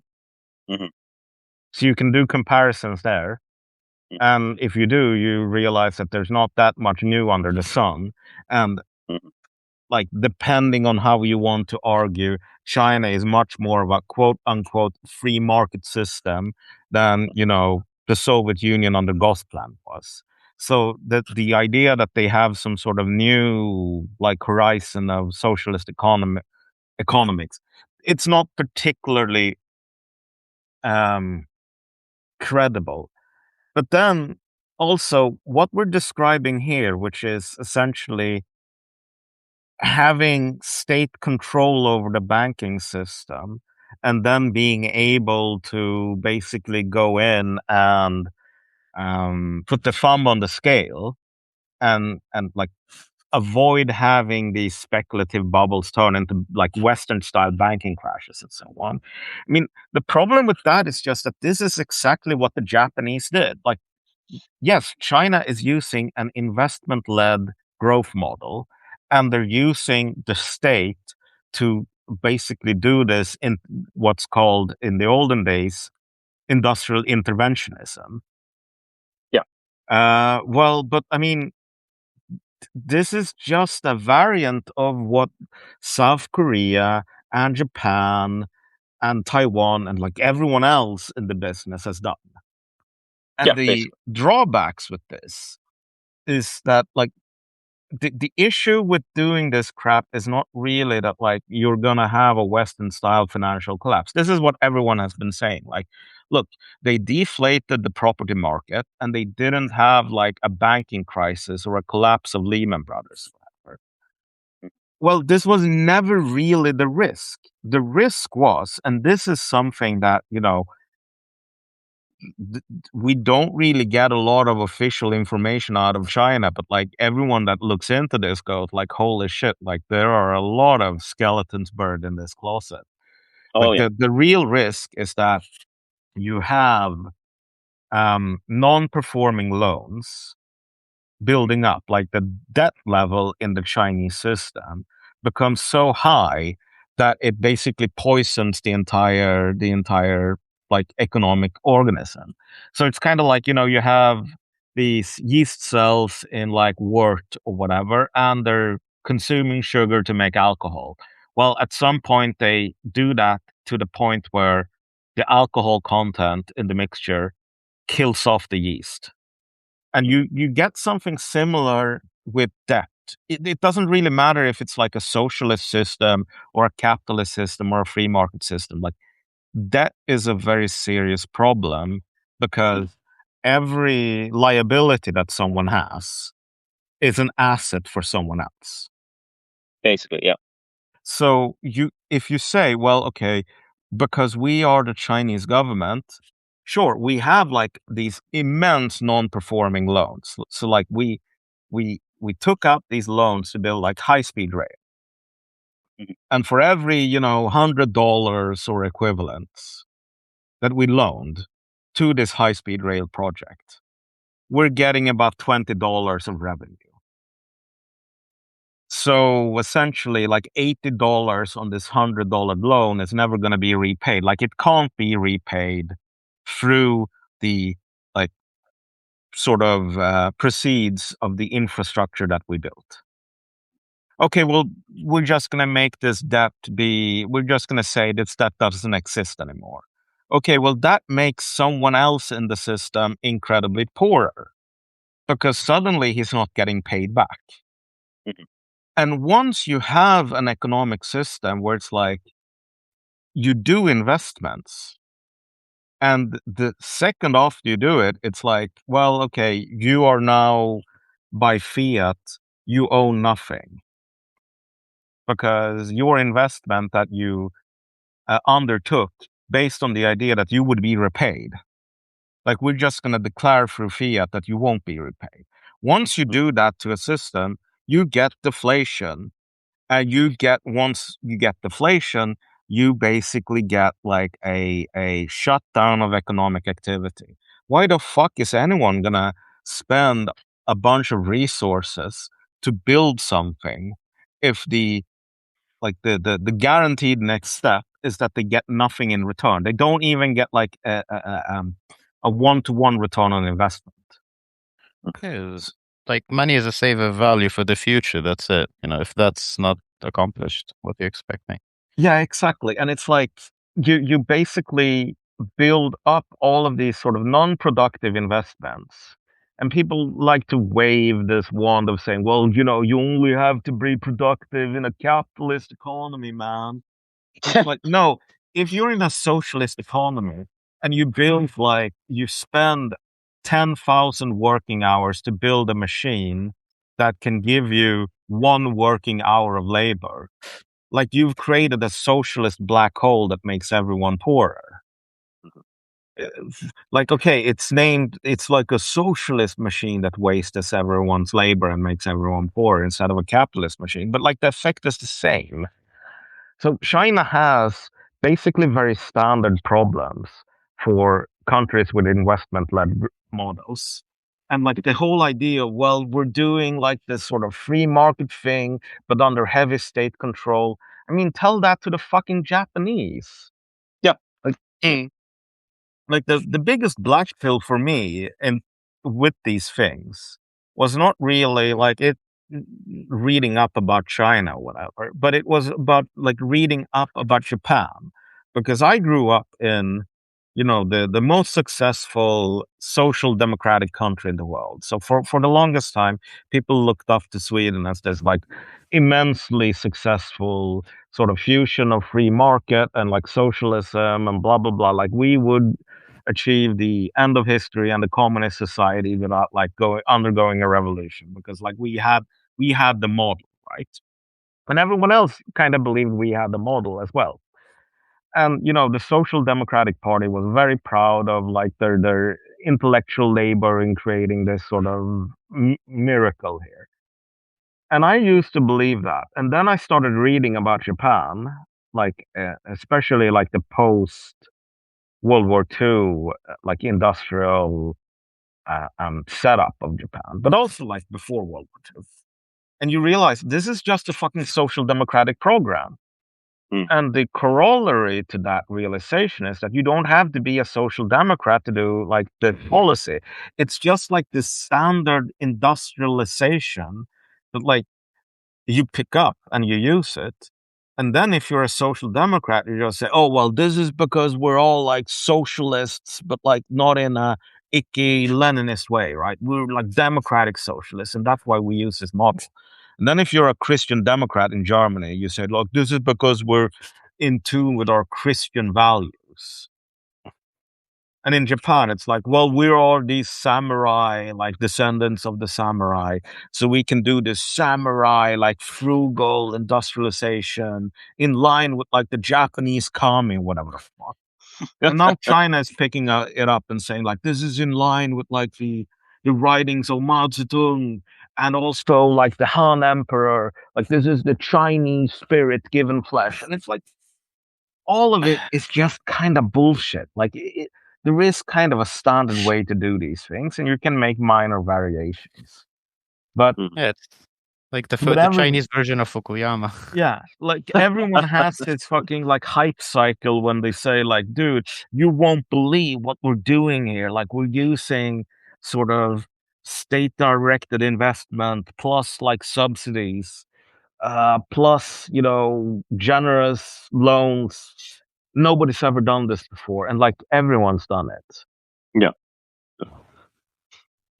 So again, like the entire argument here that you don't understand, like this is a completely new thing. Like this is what I describe as like the other half of the Western coping mechanism. You can either cope by saying that like the American daddy is going to be here forever, or you can create another replacement daddy. Yeah. But in both cases, the facts don't really bear out the daddy hypothesis in reality. Yeah. Basically, yeah. I because mean, I do remember that very funny discussion I had in Italy with like my professors, which were like just panicking at the idea that they're gonna have to manage their own shit at one point. Yeah. Like it's really funny. It's just you're an adult, you can do it, man. I mean, they're supposed to do it. They're supposed to be adults, but a lot of them, as Sir Malcolm was saying, they're spiritually Gulf Arabs, right? They want the migrants and the slaves to do all their work, and without them, man, they're not really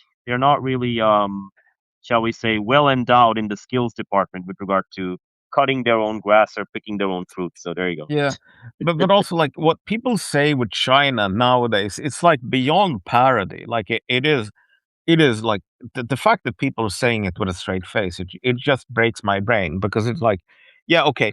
See, China, yeah, they have all of these demographic problems, right? And they have the issue of you can't really achieve sort of uh, constant economic growth if you have demographic contraction. But don't you get it? Like they're poised at like this technological frontier, and they're gonna have humanoid robots, bro. Bro, 100 robots for every 80-year-old Chinese person in the year 2126. And it's like, okay, so the argument here really is that like nobody's ever thought about like humanoid robots and like the internet and computers before. Nobody's ever talked that way. Absolutely. Like Japan, they were like, oh, well, in the future, we're going to be like shamans and whatever and use magic. Like robots, we don't know what robots are. Like robots are not in line with Japanese culture. It's just alchemy with extra steps. Yeah. And it's the most warmed over bullshit ever. People were talking about this shit in the fucking 70s, bro. Yeah. They've talked about robots in Korea. They've talked about robots in Taiwan. They've talked about robots in Italy, in Germany, in the UK, in America, in Japan, in Japan again, in Japan for like the fifth time. And now you're coming and saying, like, well, okay, the Chinese have discovered this thing called robots, and that's pretty new, right? Yeah. No, it fucking isn't, bro. This is what everyone does. Everyone at the tail end of like this sort of ballistic arc starts talking about robots. You can fucking adjust you can set your clock along like to that. Oh, it's talking about robots o'clock. Now I know there's like 90 minutes left. Oh, you're gonna love this. You're gonna love this. Okay, so remember that guy you responded to who was talking about China being this unique thing. So he's actually like in the chat right now. Okay, this is not true, Malcolm, especially on the Japan point. The Princes of Yen, he's talking about the book. Werner guy details this. Malcolm, who creates the most money in the West, and for what primary purpose? And for debt, if you are the primary issuer of credit and all roads lead back to you, you can just cancel the debts. Caps lock. He wrote that in caps lock. Okay. This was a common practice in antiquity. I mean, there's at least like 50 things wrong with this statement, but any of you gents want to demolish that? The issue here with canceling the debts in antiquity was that, well, in antiquity, you had a society without growth. Yeah, basically. And so this is also why, most societies, like why Christianity had a really strong aversion to usury, for example, because if you have a society without growth and you loan out like against interest, generally speaking, it only takes, a decade or two before people have to sell their own kids into slavery. And There we so go. basically like resetting the debts, the would keep up like social harmony. If you Yeah. have a society that depends on growth, because again, these were not growing societies, these were societies that were Yeah, steady stagnant. state, basically. Just Steady state. agriculture. Yeah. And Yeah. so resetting the debts was just like returning the society to how they were in material reality. If you have a society that's predicated on growth, uh, abolishing all debts is like the worst thing you can do. Yeah, exactly, exactly. Oh, this is hilarious. Oh, he just does not know when to stop. Okay, there's no mysticism or magic with the Chinese system. They print money to create properly functioning infrastructure to make consumer markets operate as cheaply and efficiently as possible. And they use their sovereign leverage fund to invest in companies that align with the CCP's mission.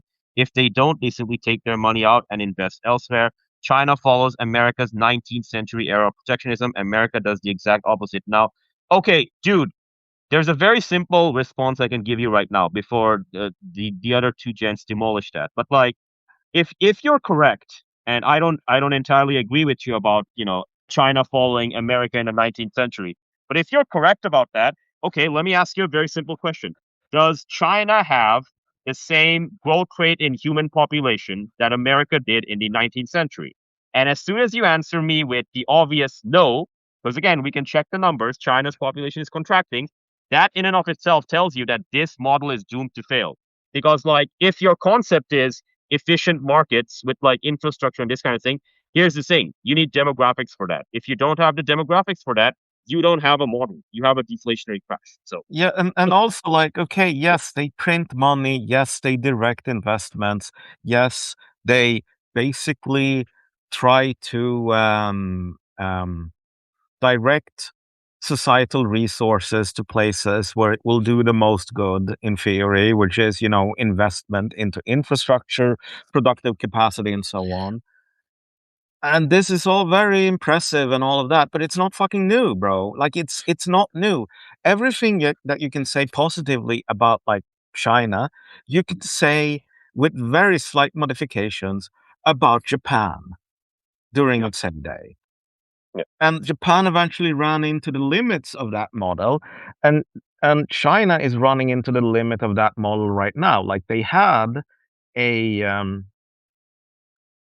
they had this huge like crisis in the 90s where they had to create their own internal industrial rust belt.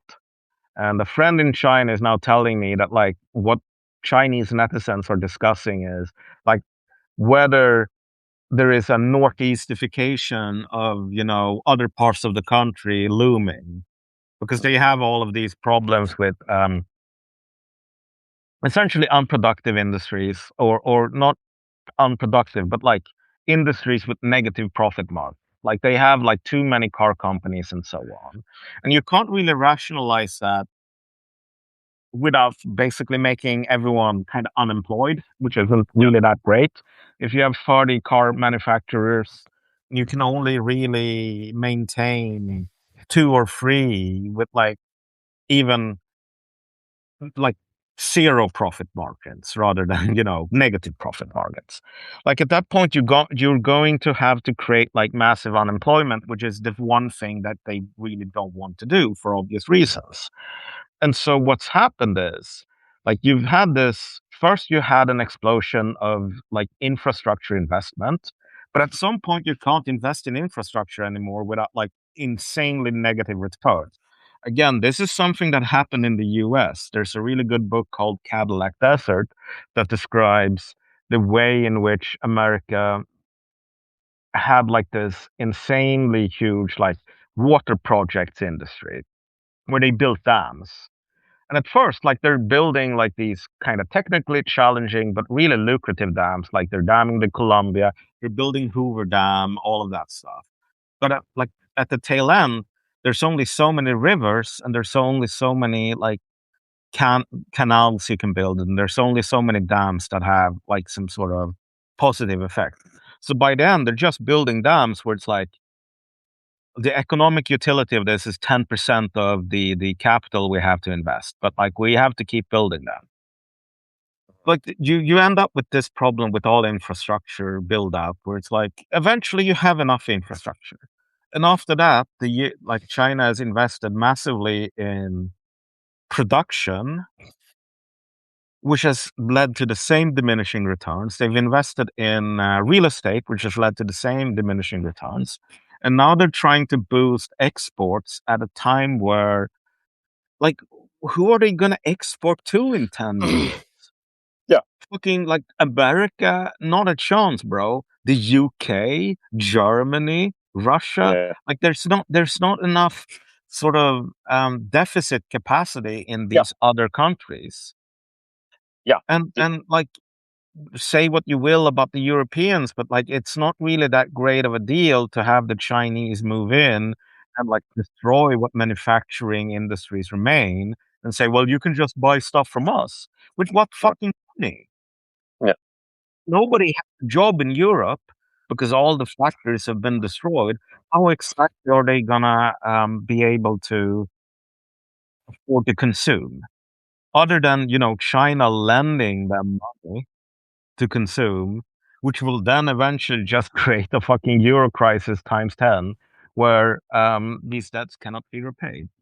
Yeah, I mean, China's gonna lend them the money, and then it's gonna be like, oh shit, our society is filled with 50 and 60-year-olds who can't even move around. Quick, let's give more money to the migrants so that they yeah, consume, yeah. right? I And mean, then it's gonna be like another political crisis again. It's just a yeah, basket case, man. Yeah, like there's very little here that's new under the sun.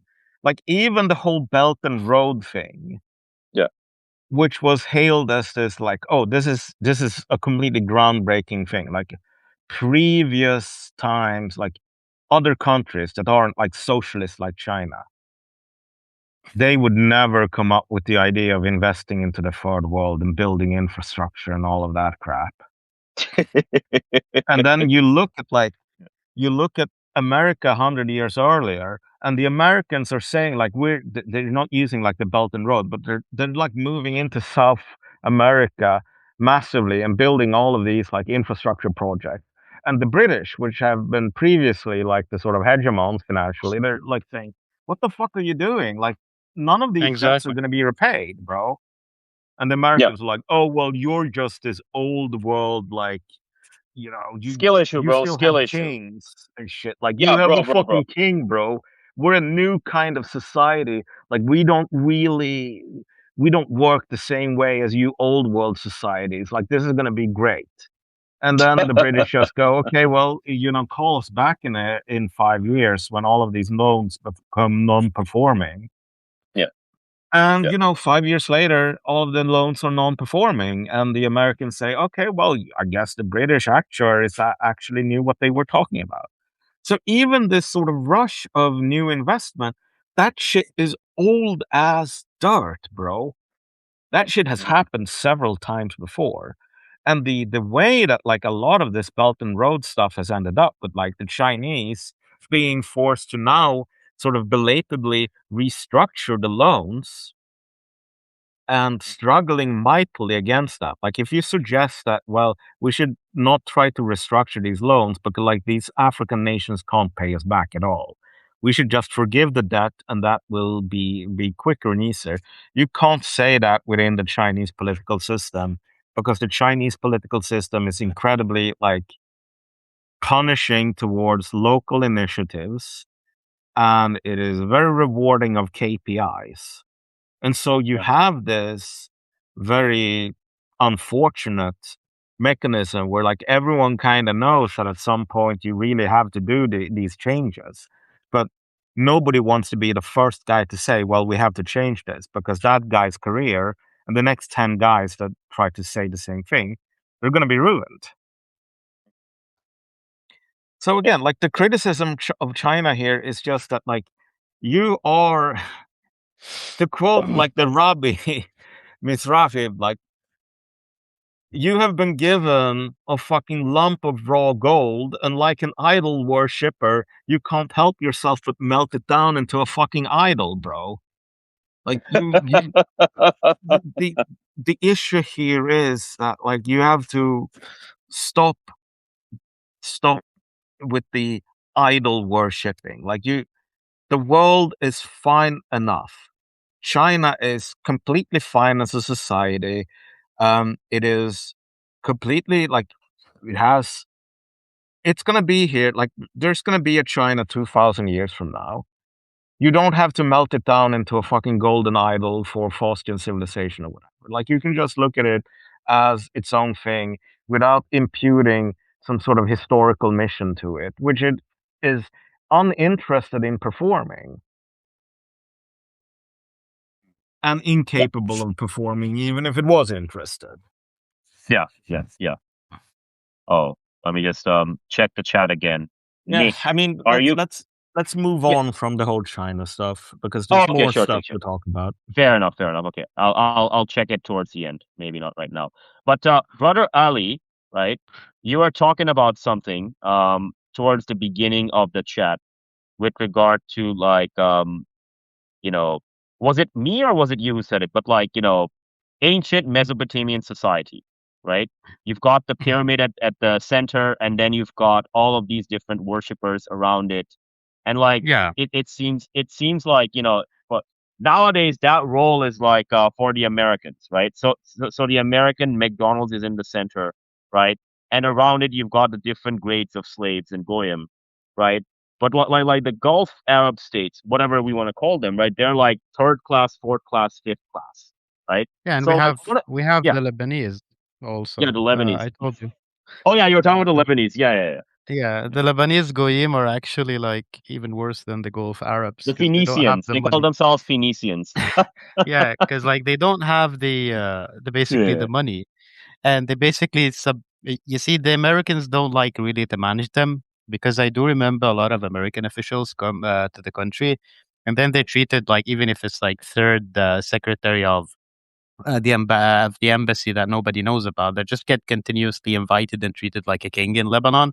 So, like being kissed ass and shit. So, the Americans don't really like to deal with them. So, they delegate that to the Saudis, which, for the historical reasons that are already previously mentioned about like them not having any historical importance, but with the existence of the US in America. So, they keep continuing to buy everyone, especially the Sunnis. So, they fought and they still fight the like more say Islamist Muslim Brotherhood, which basically almost doesn't exist, and every other Sunni, political party in Lebanon and the rest of the Arab world because they tried to monopolize that, and basically it's backfiring because at the moment nobody wants to fight with them because they contributed to this, to the creation of this amalgamation of mass, of human mass. That's Hmm. the Sunni Arabs that stand for nothing, just Oh yeah. consumerism. And now they're wondering why they don't want to fight with them.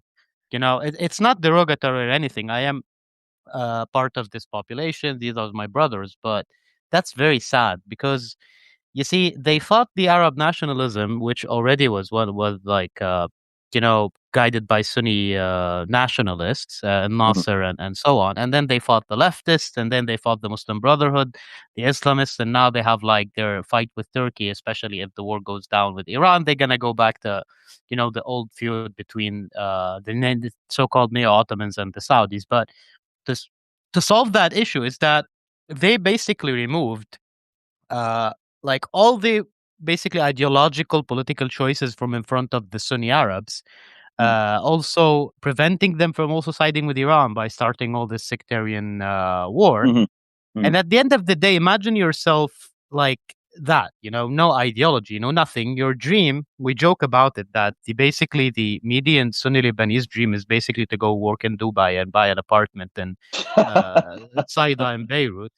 Yeah. Literally that. I'm not even joking. And then Oh yeah. they start complaining that why nobody wants to fight Hezbollah in Lebanon, because that's why they kidnapped our former prime minister. He didn't want to actually fight, despite them financing him to create the exact same model.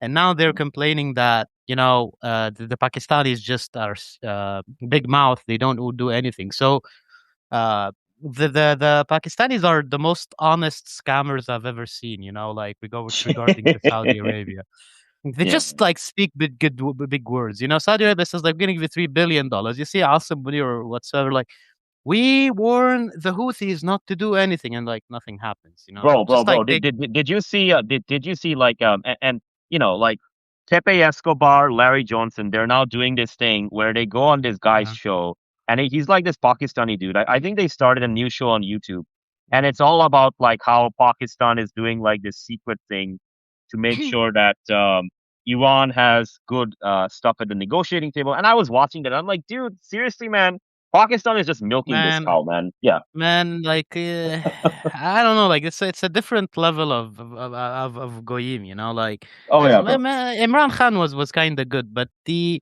Pakistani, ruling elite, military elite, doesn't stand for nothing. Like they Yeah, don't give a bro. shit, really. It's nothing derogatory about. They just don't give a They shit. have exactly, bro. They have a border with India. They care about that Yeah. conflict and all of this other stuff of like, oh, Saudi Arabia, we're gonna protect you or whatever. Like, Hmm.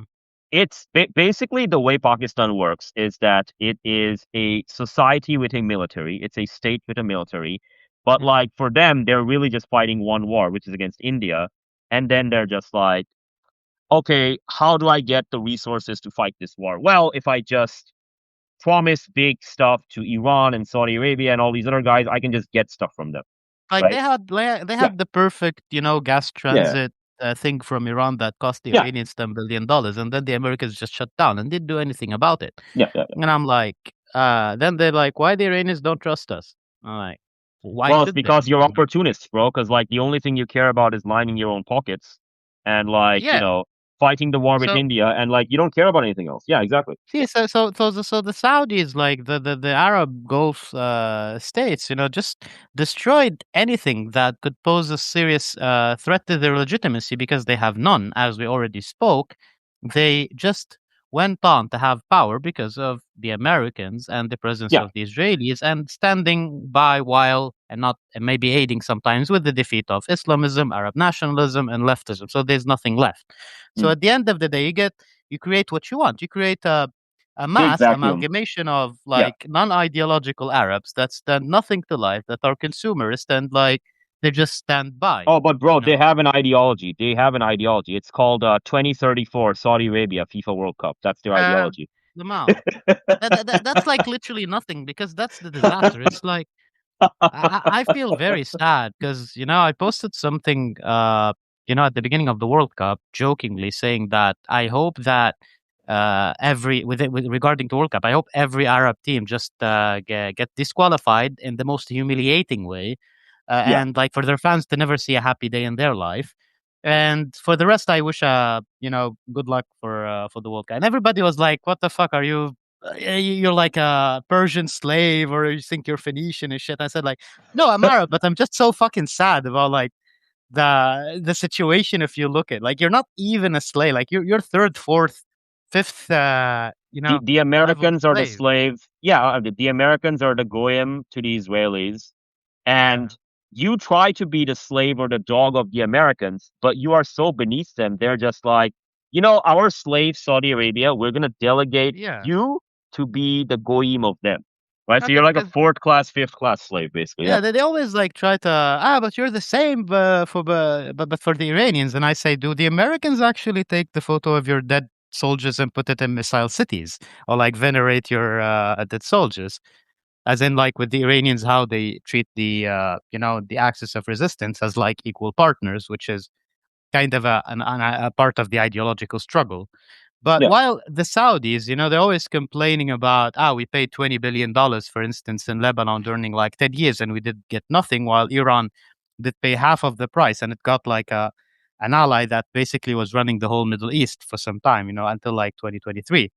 And it's, okay, you're trying to create mercenaries. And we all know how that ends in history, like Mm. mercenaries do work, but not to the point for them to get killed. They would just want to get paid. So, going back to the subject, that's a big issue at the moment for them because they care about one thing and one thing only. It's the survival of the family of Sauds and Yeah, all the family other Gulf dynasties. countries. Yeah, exactly, Yeah, bro. they don't Yeah. give a shit about anything else. They stand for They nothing, which call is themselves, yeah, but bro, like once you understand this and once you see it, you can't unsee it. mm, Like they call themselves an Islamic country. Oh, we're the land of Tawheed, and then they're like, we are your Muslim brother. And meanwhile, this guy, like, to host the Qatar World Cup, they had yeah, to murder. They had to murder all of these migrant laborers, right? The society runs on slaves. That's what it is, right? More than half the like go to Dubai, go to these places. 80%, 70%, 90% of them are like migrant yeah, laborers. They're just like eating the fucking pistachios all day, right? I mean, they are worse than the Americans because like the Americans, when they take slaves, namely the Hispanics and the blacks and whatever, right? They still yeah, kind of pretend, oh, this is America, free speech, and you get to vote or whatever, right? Like the fucking American goyim, they still pretend, but like the Saudis and the Emiratis and these guys, like when American rightoid goyim, the right mm, wingers, dissident right, new right, when they see the Islamic world and they're like, man, I wish we could have our migrants be like that, just like be labor the yeah, entire day like and just be slaves. slaves, Yeah, yeah, just slaves the entire day, bro. That's what they want, like they're and so it's like. And so it's like it's very funny. It's like I'm your Muslim brother. Why are you hitting me with your missiles? And it's like you got like five different American bases here. man. You want I beating the wish I shit out of you. Yeah, yeah, I wish I could translate this video of this like Saudi yeah, blogger, exiled Saudi blogger in yeah, yeah. Canada on Fuck that guy. Clubhouse. Uh, no, but he's really funny. Yeah, He made yeah, like a parody of that. When the Iranians are striking you, the land of the Haramain, we're poor, please God protect this place. And then yeah, yeah, yeah, when Jennifer Lopez comes and shakes her ass, like, I yeah, know, yeah. listen, but she's not doing it in Mecca, she's doing it in Riyadh. In And real, he so says, why does that make it better? Why does that make it better? Yeah, no, because like, yeah, okay, yeah, so the Ansarullah are not bombing Mecca; they're bombing Baqi, which is more far to Mecca than Riyadh is. So why like Jennifer Lopez is allowed to shake her ass in Riyadh? What yeah, Islamic basically, side? yeah, So the whole thing is very funny, but yeah. and also like if you go back to the 70s, 60s, they were like the bulwark of Islamism against the atheist Nasser and the Baathism. And then now, like, no, we're just pan-Arabists against the Persian invaders, and like they're just with winning They hearts. always, bro. You know what the pattern is? You know what the pattern is Uh, since like the collapse. Because again, where did these guys come from, right? Like the Ottoman Empire collapsed, right? And then these family dynasties, they thought they would become big hot shit, right? The French and the British basically ignored them. They didn't do anything because they're like, oh, they're just useful idiots, right? And mm, since then, they've always been like hobbling and like tripping over each other to kind of ingratiate themselves with the colonialists, right? Whether it's the French, the British, and then the Americans or whatever. And then they're like, if I just kiss their ass, you know, if I just kiss their ass 5 times a day properly enough, right? eventually I'll get what I want, right? And so they do all of these things, whether it's like, all right, let's be against Arab nationalism, then let's be against like, you know, oh, this evil like Islamist ideology, and then let's be against Persian invasion, the invader. What they're against is they're against the organic self-determination and self-expression of the people in that region, but they're not even doing it because they're genuinely opposed to it. It's because they're like a fourth grade, fifth grade slave for the American Yeah. William, right? And they want to like maintain that. So like Sir Malcolm was saying, spiritually Arab or like spiritually Gulf states, man. I mean, Sir Malcolm, I think the Europeans have a lot of catching up to do and learning to do with regard to ass kissing. Like nobody kisses the asses better than like Yeah, but these fucking what Gulf what states. Yeah. one last example, as in imagine like it's the same with the balls, that Yeah. they didn't Yeah. account anything in history before like the Soviets lifted them to sapiency. But Yeah. like Estonia, basically. imagine Yeah. that, Yeah. yeah, and then like the Americans in an alternative universe, Europe was one, and then like they went and gave all the power and oil to Estonia. What they're gonna do? Of course, they're gonna prevent the rise of like any other stronger state, even if it's benefited the majority, because that's the only way they can actually count to something, and Yeah. that's why the Americans, for instance, also go full support on Poland against like the interests of Germany and France sometimes, because you take the most desperate, with the historic revanchism and with historic like revisionism, and then you support him because he's gonna, be a loyal servant because he needs you to push forward his revanchism or something. Yeah. Exactly. Yeah. So that's kind of what that is. I mean, I think like Brother Ali, you're talking about the vacuum of ideology and these other things. I think that is going to be their ultimate coup de grace. Because like the Iranians, whether you hate them or you love them, the Iranians actually, as you were saying on a previous show, they are an organic, state, government, ideology, whatever words you want to use. They are organic to the region. Like the Gulf states and like what? What's their only ideology? 2034 FIFA World Cup in Saudi Arabia. That's their only ideology, right? Yeah, but If that's your you're only ideology, man, yeah, exactly. If that's your only ideology, you're gonna be swept aside by the guy who actually fights for and believes in something, right? yeah, So exactly. No, I, they're gonna. Yeah, go on. Sorry.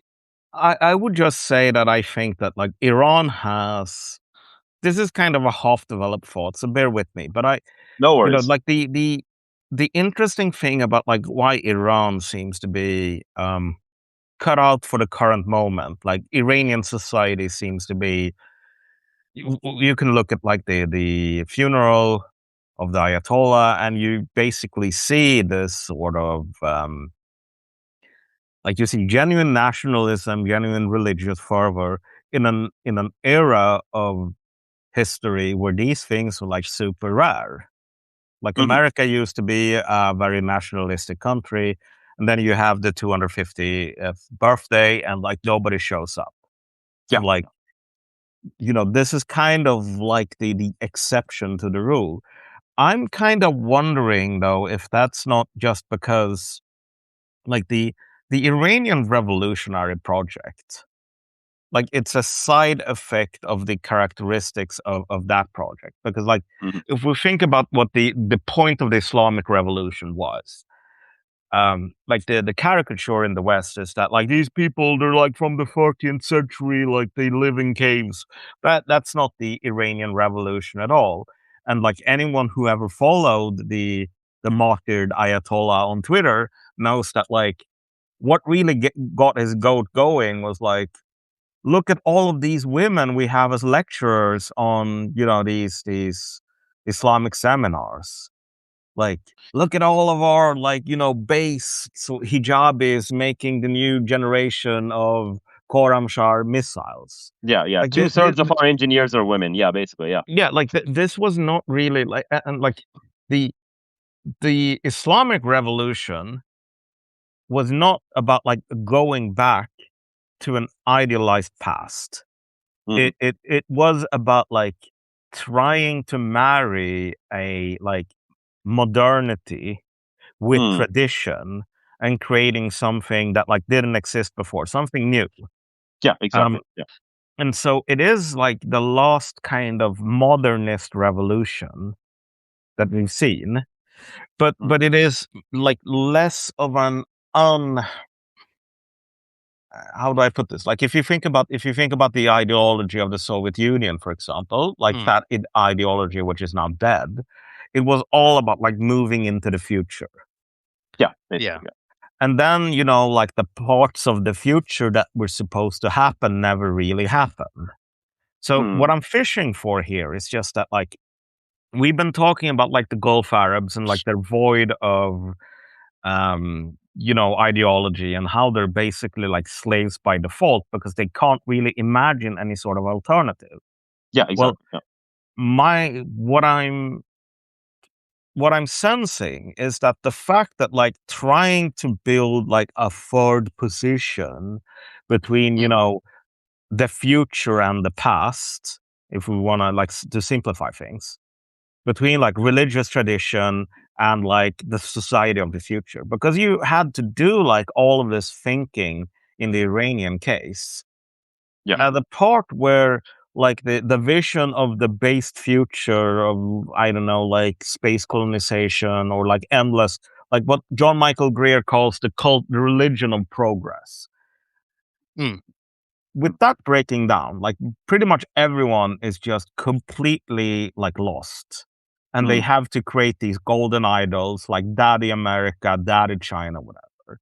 Iran is kind of an exception simply because like there is something there that isn't just this like unthinking acceptance of like a future that was promised. Hmm. Hmm. Yeah, it's more of how do I call it? Yeah, there is no utopia basically, like or a situation where you promise big shit. And regarding the invention of idols, like there are already the other ideology. The fact is, you have Islamic symbolism, the whole Islamic identity. But Yeah. the question here is for the Iranians, like if you go back to how did this all start? It did not start like in the with the writings of Imam Khomeini. In the beginning of the 20th century, there was a big question in the whole Islamic region because the West was and it started actually in the 19th century, but because the West was so advanced and industrialized, and of course, the first thing you ask, like, why? What's wrong with us? How we're so back? Why And can't we be like them? Basically, yeah, basically. yeah, it's like, why is it because like of Islam? Is it because of the Sultan, the jurisprudence, the mullahs, and there is a lot of answers. But to be fair, without going into the like theological discussions and what all, like we have different currents. You have, for instance, the reformists in Egypt that actually said no, that Islam is compatible, but we need to actually, uh, modernize and apply like from the the modern state what we want, and actually create a new model, but not copy the Westerners. And then you have the Wahhabis, for instance, that they were part of the discussion, but their answer was like, let's just kill and burn the idol worshippers, like the ones that actually visit the graves, because this is brings the wrath of God and whatsoever. While on the other hand, like it's not just a Shia discussion. No, Sunnis were active parts in that. And what happened is that when Imam Khomeini won, it was the first time that a third position had actually won. And everybody was thinking the whole discussion, also ideological discussion, was like, nah, they're just going to fail within 2 to 3 years. But instead, did that they made a constitution, they made power where actually you have a certain amount of democracy, like every country in the world, and you have a system that's actually able to change its leader and have like a good circulation of power without collapsing on its own, with some checks and balances and whatsoever. So this is the real thing. It's not, like just sticking to the past, but modernizing. It's more about who we are as Muslims, as an our identity, and trying to come up with a new system that actually is able to cope and survive in the 21st century. Because what happened is, you go for instance and try to apply leftist, let's say more Soviet style dictatorships, and they just collapse on their own. Not only that, is that the people, you end up in a situation where the leaders are actually afraid more of a popular rebellion than Israel itself. So you're locked into this kind of situation where you can't really fight Israel to the last man, which is the only way to do it, as in like a popular rebellion, because you need to protect the system. So you don't have like high levels of national unity. And at the same time, we saw now what like modern atheist or secular state, with Western consumerism does bring to the Arabs. So, and the Muslims in general. So you had this like great discussion is that we are who we are. We're never going to be Soviets and we're never going to be Westerners. So what do we do? If we apply either of the systems, we're going to be like uh, just as followers, taking our ideological lines from foreign entities that do not belong in this sphere. So we need something different. And what happened in like 79 after the Imam Khomeini revolution was like a cataclysmic event. It was our uh, like French Revolution Mm. because the French Revolution answered the question that, no, shit, you don't need monarchy, a new system is possible. So our revolution was like, you don't need like to actually have a secularist, atheist, Western style state with all its like rationalist bureaucracy and or like Soviet rationalization and the whole distribution of the means of production. You can have something different, which is up to history to judge if like it will succeed or fail. But it's functioning. It has been functioning against all odds for like a long period. Mhm. So that is like the main question here is still surviving. And well, I think that I need we need to thank the Americans for reviving the system. It wasn't because the system itself was failing, but because the Americans realized that that part of the battle was making the system fail, not only like because of the geopolitical importance of that, but to make the example fail.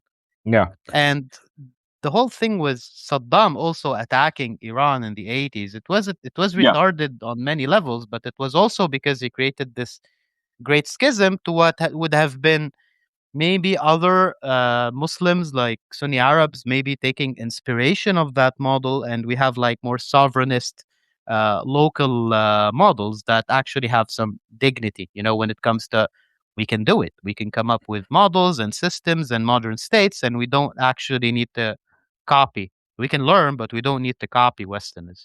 That's the Yeah. main element. Yeah. Yeah. Mm. Essentially, like, if you think about the sort of meaning of the Iranian Revolution, or like the big takeaway here, it's that Mm. like neither modernity nor Islam, the religion, or even like Shia Islam as like the subset here, like neither of these things are like given Mm. or fully formed. Like it is an active struggle to actually create these things, like to Mhm. sort of marry them together and to create a society that that like actually works for the future. Like you can't just do the Wahhabist route of saying that like things were perfect several hundred years ago. We simply have to go back to how things worked then. Like there is no room here for a critical examination or innovation, because like everything has already been decided, and so the wrath of God is just that like we have strayed from the path. I mean, when you have a world system that is like really in the throes of like a huge change, like the sort of end of the industrial period, which is Mm. going to play out over 150 years or something, but like you can already see um the increased instability as like the American empire collapses, like all of these new sort of brushfire wars, plus like the destruction of Western middle classes and the sort of nascent middle classes in other parts of society and so on. And like the entire, like the, the the the death of the promise of eternal growth and like humanity among the stars and all of that stuff. And like the slowly creeping realization that like if you're Japan, you're gonna be living in ruins. like among the ruins, or what your ancestors built before you, like when there were 10 times more people than there are now. And obviously, this is not a new, not a completely novel human experience, because this is, if you lived in Italy in 600 AD, I mean, that was just your reality. You could go out into your backyard and take a shovel, and before long you would hit like some marble floor from a grand Roman villa or bathhouse or whatever. But the the idea that like we still have work to do, like we aren't being served some sort of functional working society that actually marries the different aspects of existence that we consider important. Like that is something we ourselves have to build in the here and now, and there are no, like finished solutions anywhere. Like I think that attitude, obviously, like given that this was the last modernist revolution, and like the earlier rounds of revolutions happened in the very early 20th century, not in the late 20th century or in the 19th century. Like that has really put Iran in a fairly unique position where they don't necessarily have to find, a golden idol or a daddy somewhere else. Yeah, exactly. Because for them, like it was never about, finding the data. It was about building something new in a changing world. And the fact that the world is changing in a slightly different direction than maybe Imam Khomeini imagined, like that doesn't really matter that much, because I mean, you're still dealing with change.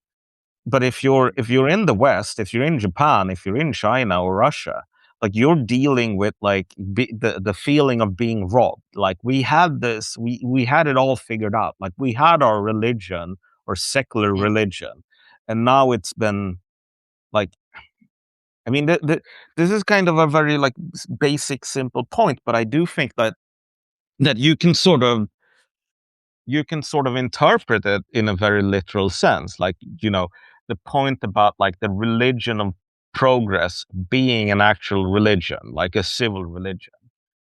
I mean, if we assume that's the case, Iran is one of the few countries in the world that is not necessarily undergoing like the death of their religion right now. Yeah. Because they had a supplement to progress. It wasn't just like, we're going to become like the West, or we're going to host the World Cup or whatever. Like, Yeah. it was an Islamic revolution. Yeah.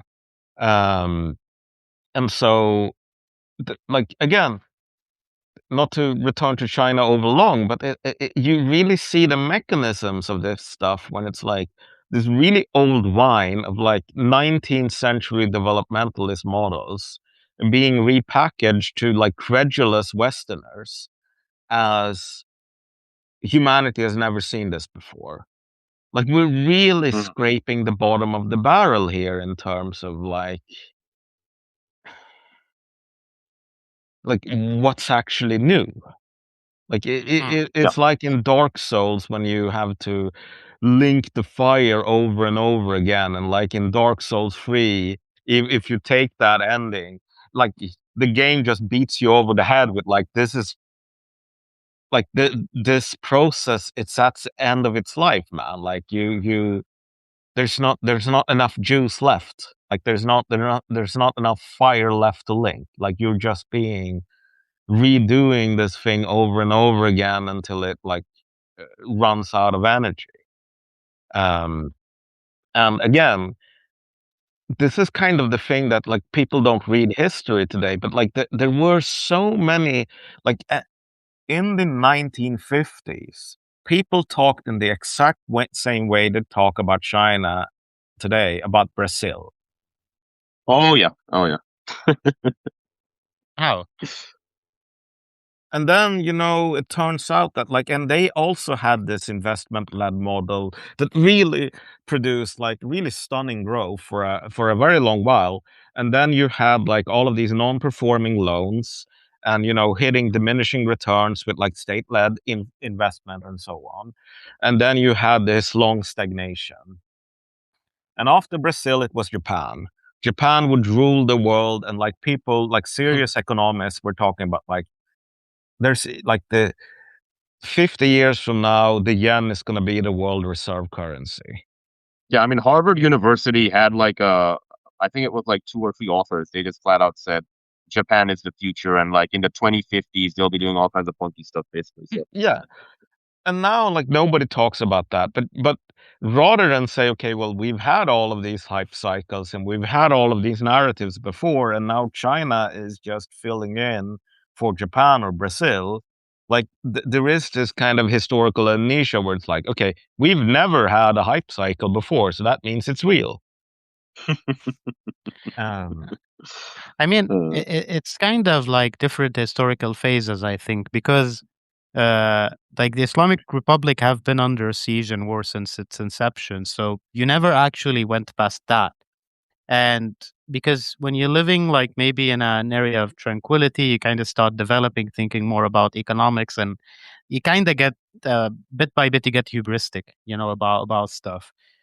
Because like now it's working, they're working fine, they will always be working like that. It's just a human tendency. But the fact is that you are always under, threat. And time by time, you see, it's a cycle. It's really funny in Iranian politics that there is this cycle of, reformists saying shit that like we need to talk with the West, civilization, meeting and whatever, like since Khatami's time.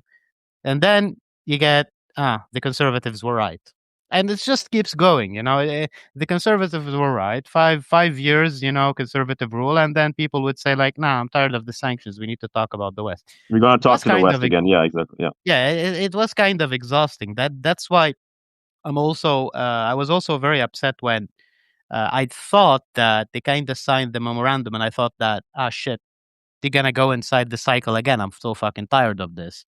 But thankfully, Comrade Trump, didn't disappoint me in his attempt to destroy the American empire, and did renegade on like his promises really really fast before like we lose anything anymore. But because it's a society and it's a complex society, there are people who actually are more say middle class, more bourgeoisie, more capitalists who actually want to do business, and there are the more ideological classes, of course. But now you see a lot of more compact, a more compact society because you put it in front of an existential crisis and it's already an organized, mobilized, and idolized society. So that was the normal thing without giving too much credit, to the Islamic, like to be objective, I mean.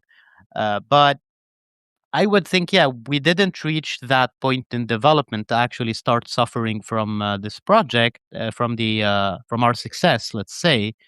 We're still fighting for the existence of the Islamic Republic. That's I think is the main element here. Yeah. I mean, the Iranians are very interesting because, like, yeah, and I know what you're talking about, brother. You're like, well, every 5 years we want to talk to the West, and then we realize that the West is fucking nuts, and then the conservatives win again. I think that's just gonna continue for a while, but like, we're pretty close to like Sir Malcolm was talking about it the other day of like the U.S. military and society and politics and civics and economy not existing in its current form by like the 2030s and beyond. I mean, the Iranians are going to quickly find out, Sir Malcolm and Brother Ali, that there's not going to be anyone left to talk to. And Yeah, at and that point, inshallah. and at that point, like, what kind of behavior will they have? I mean, obviously, we can't predict the future, but we can kind of do a bit of inductive reasoning here. I mean, we know how the Chinese are going to behave. They're going to be like, oh my gosh, Western civilization is dying. Now, who do we sell our, No, I cheap wish also bicycles to? And yeah.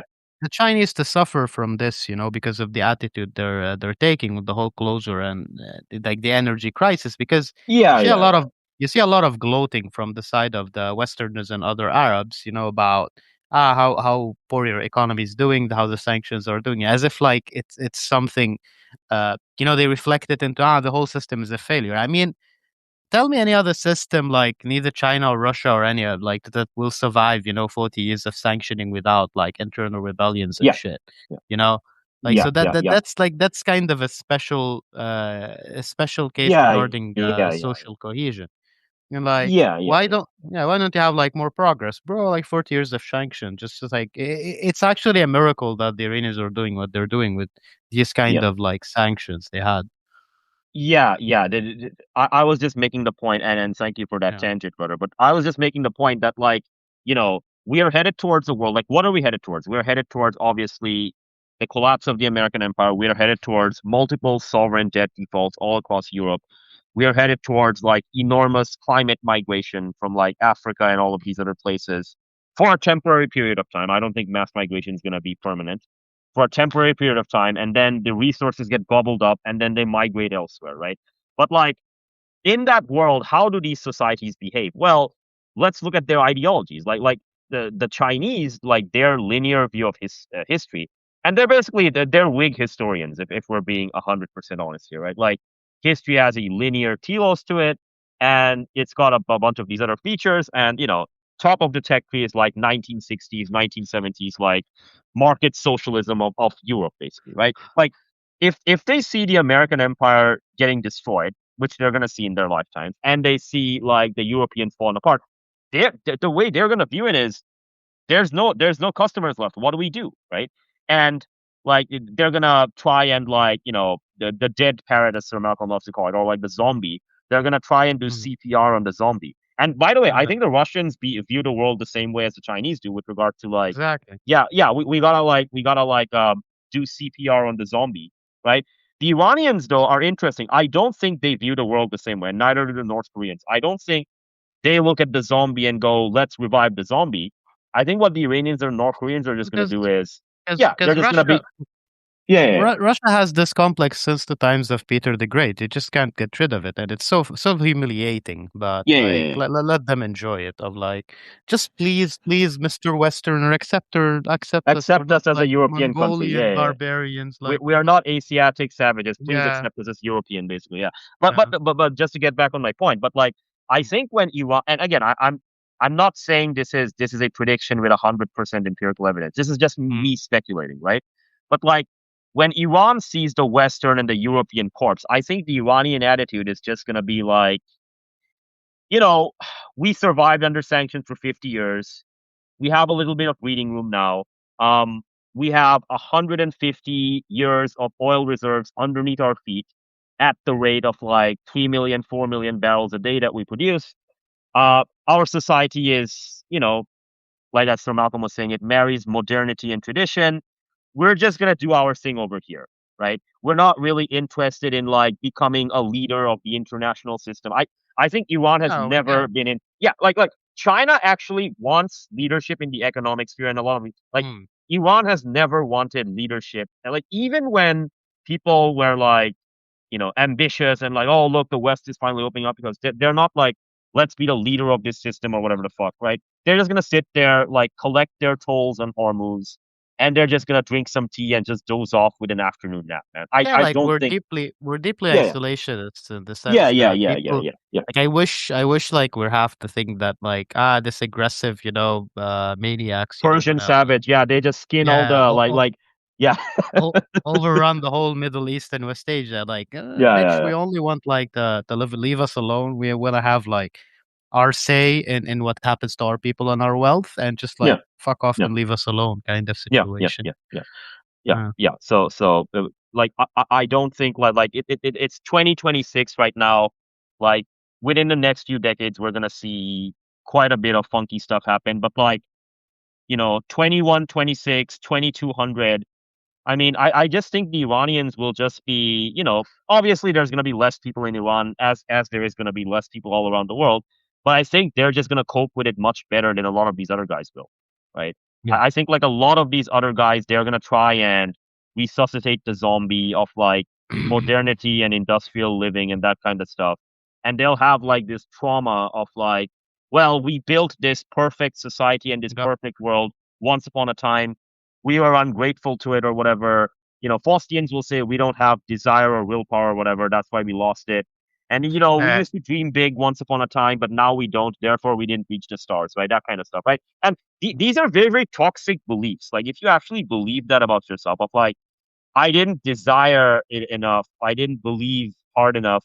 Therefore, we can't go to the moon anymore. Therefore, my society is fucked. Therefore, I should just commit suicide. It's a very like toxic thing. And Mm. unfortunately, I think like a lot of these societies, they won't be able to climb out of it, right? I don't think the Iranians have this problem. I think the I'm Iranians, they're waiting. just like, yeah, go ahead, bro. No, I'm waiting for the Nietzschean approach of God is dead. What we do now regarding America. Oh, the Americans are just gonna start shooting their neighbors, man. Like they're just like fucking Yeah. feral. Yeah. So they're yeah. They're, like we had a show with Sir Malcolm a while ago, and he was just talking about like all the fucking golf courses in Arizona and like how they're eating up all the water. Yeah, that place is a fucking shithole, man. Holy shit. Yeah. Oh dear. It's like that's the most meme I shared, like from the Django Unchained meme of Steven, just like holding Mr. Candy dying, when he gets shot, like, and then like, no, the the house slave. House Negro, yeah. Yeah. The house Negro has way more like self-respect than the fucking like Mm. Gulf Arabs, man. Like even the spiritually Gulf Yeah. Arab countries of the world these days. Yeah, Yeah. they're incredible. They Oh yeah. even like there is a big culture of gloating and against like others, now they need Syrians, so they don't gloat against them, but like everybody hates us because of our success, kind of the What Dubai success, bro? experience. Look, Yeah, what yeah, like success? Like hosting the World Cup? That's your success? Hosting the no, World it's Cup? it's like mostly it's about like Yeah. how Lebanese, Egyptians, Iraqis hate us because of our success, and like look at Dubai, look at how their countries feel like, bro, like Yeah. half of the Dubai you know Dubai is a giant prostitution rink, man. That's what that is, man. That's yeah, what but that is. like Yeah. Yeah. I don't know. Let me see like how you cope with a few shaheeds. Like, Yeah, bitch, bro. I've seen like 5 wars. Like I'm 31. I've seen five Mhm. wars already. Yeah. Yeah. Sir Okay. Malcolm. Sir I Malcolm, kind of shoot. have to. Oh, you gotta go. Yeah. Yeah, me too. Oh, you gotta go. Okay, so let's cut this short then. It's fine. We have like a 2 hour 50 show. We talked about a lot of stuff. We talked about China. We talked about the Gulf Arabs. We talked about America. All kinds of other funky stuff happened with regard to tangents and stuff. But no, other than that, gentlemen, any final words before we close off? Uh, Uh, inshallah, we see the demise of the American Empire, and then I can die in peace. yeah. I mean, we will see. The GLA sink the carrier soon. Inshallah. With that excellent comment by Sir Malcolm about the death of America and the end of the idea of Dubai permanently and the final victory of the GLA. Thank you, dear listeners and readers, for tuning in. Slightly shorter show than our 5 hour marathon the other time, but I think this is good enough to cut it off. Thank you again. And you know what my usual words are? I will leave them with you as always. The doom cometh. Thanks, guys. See ya.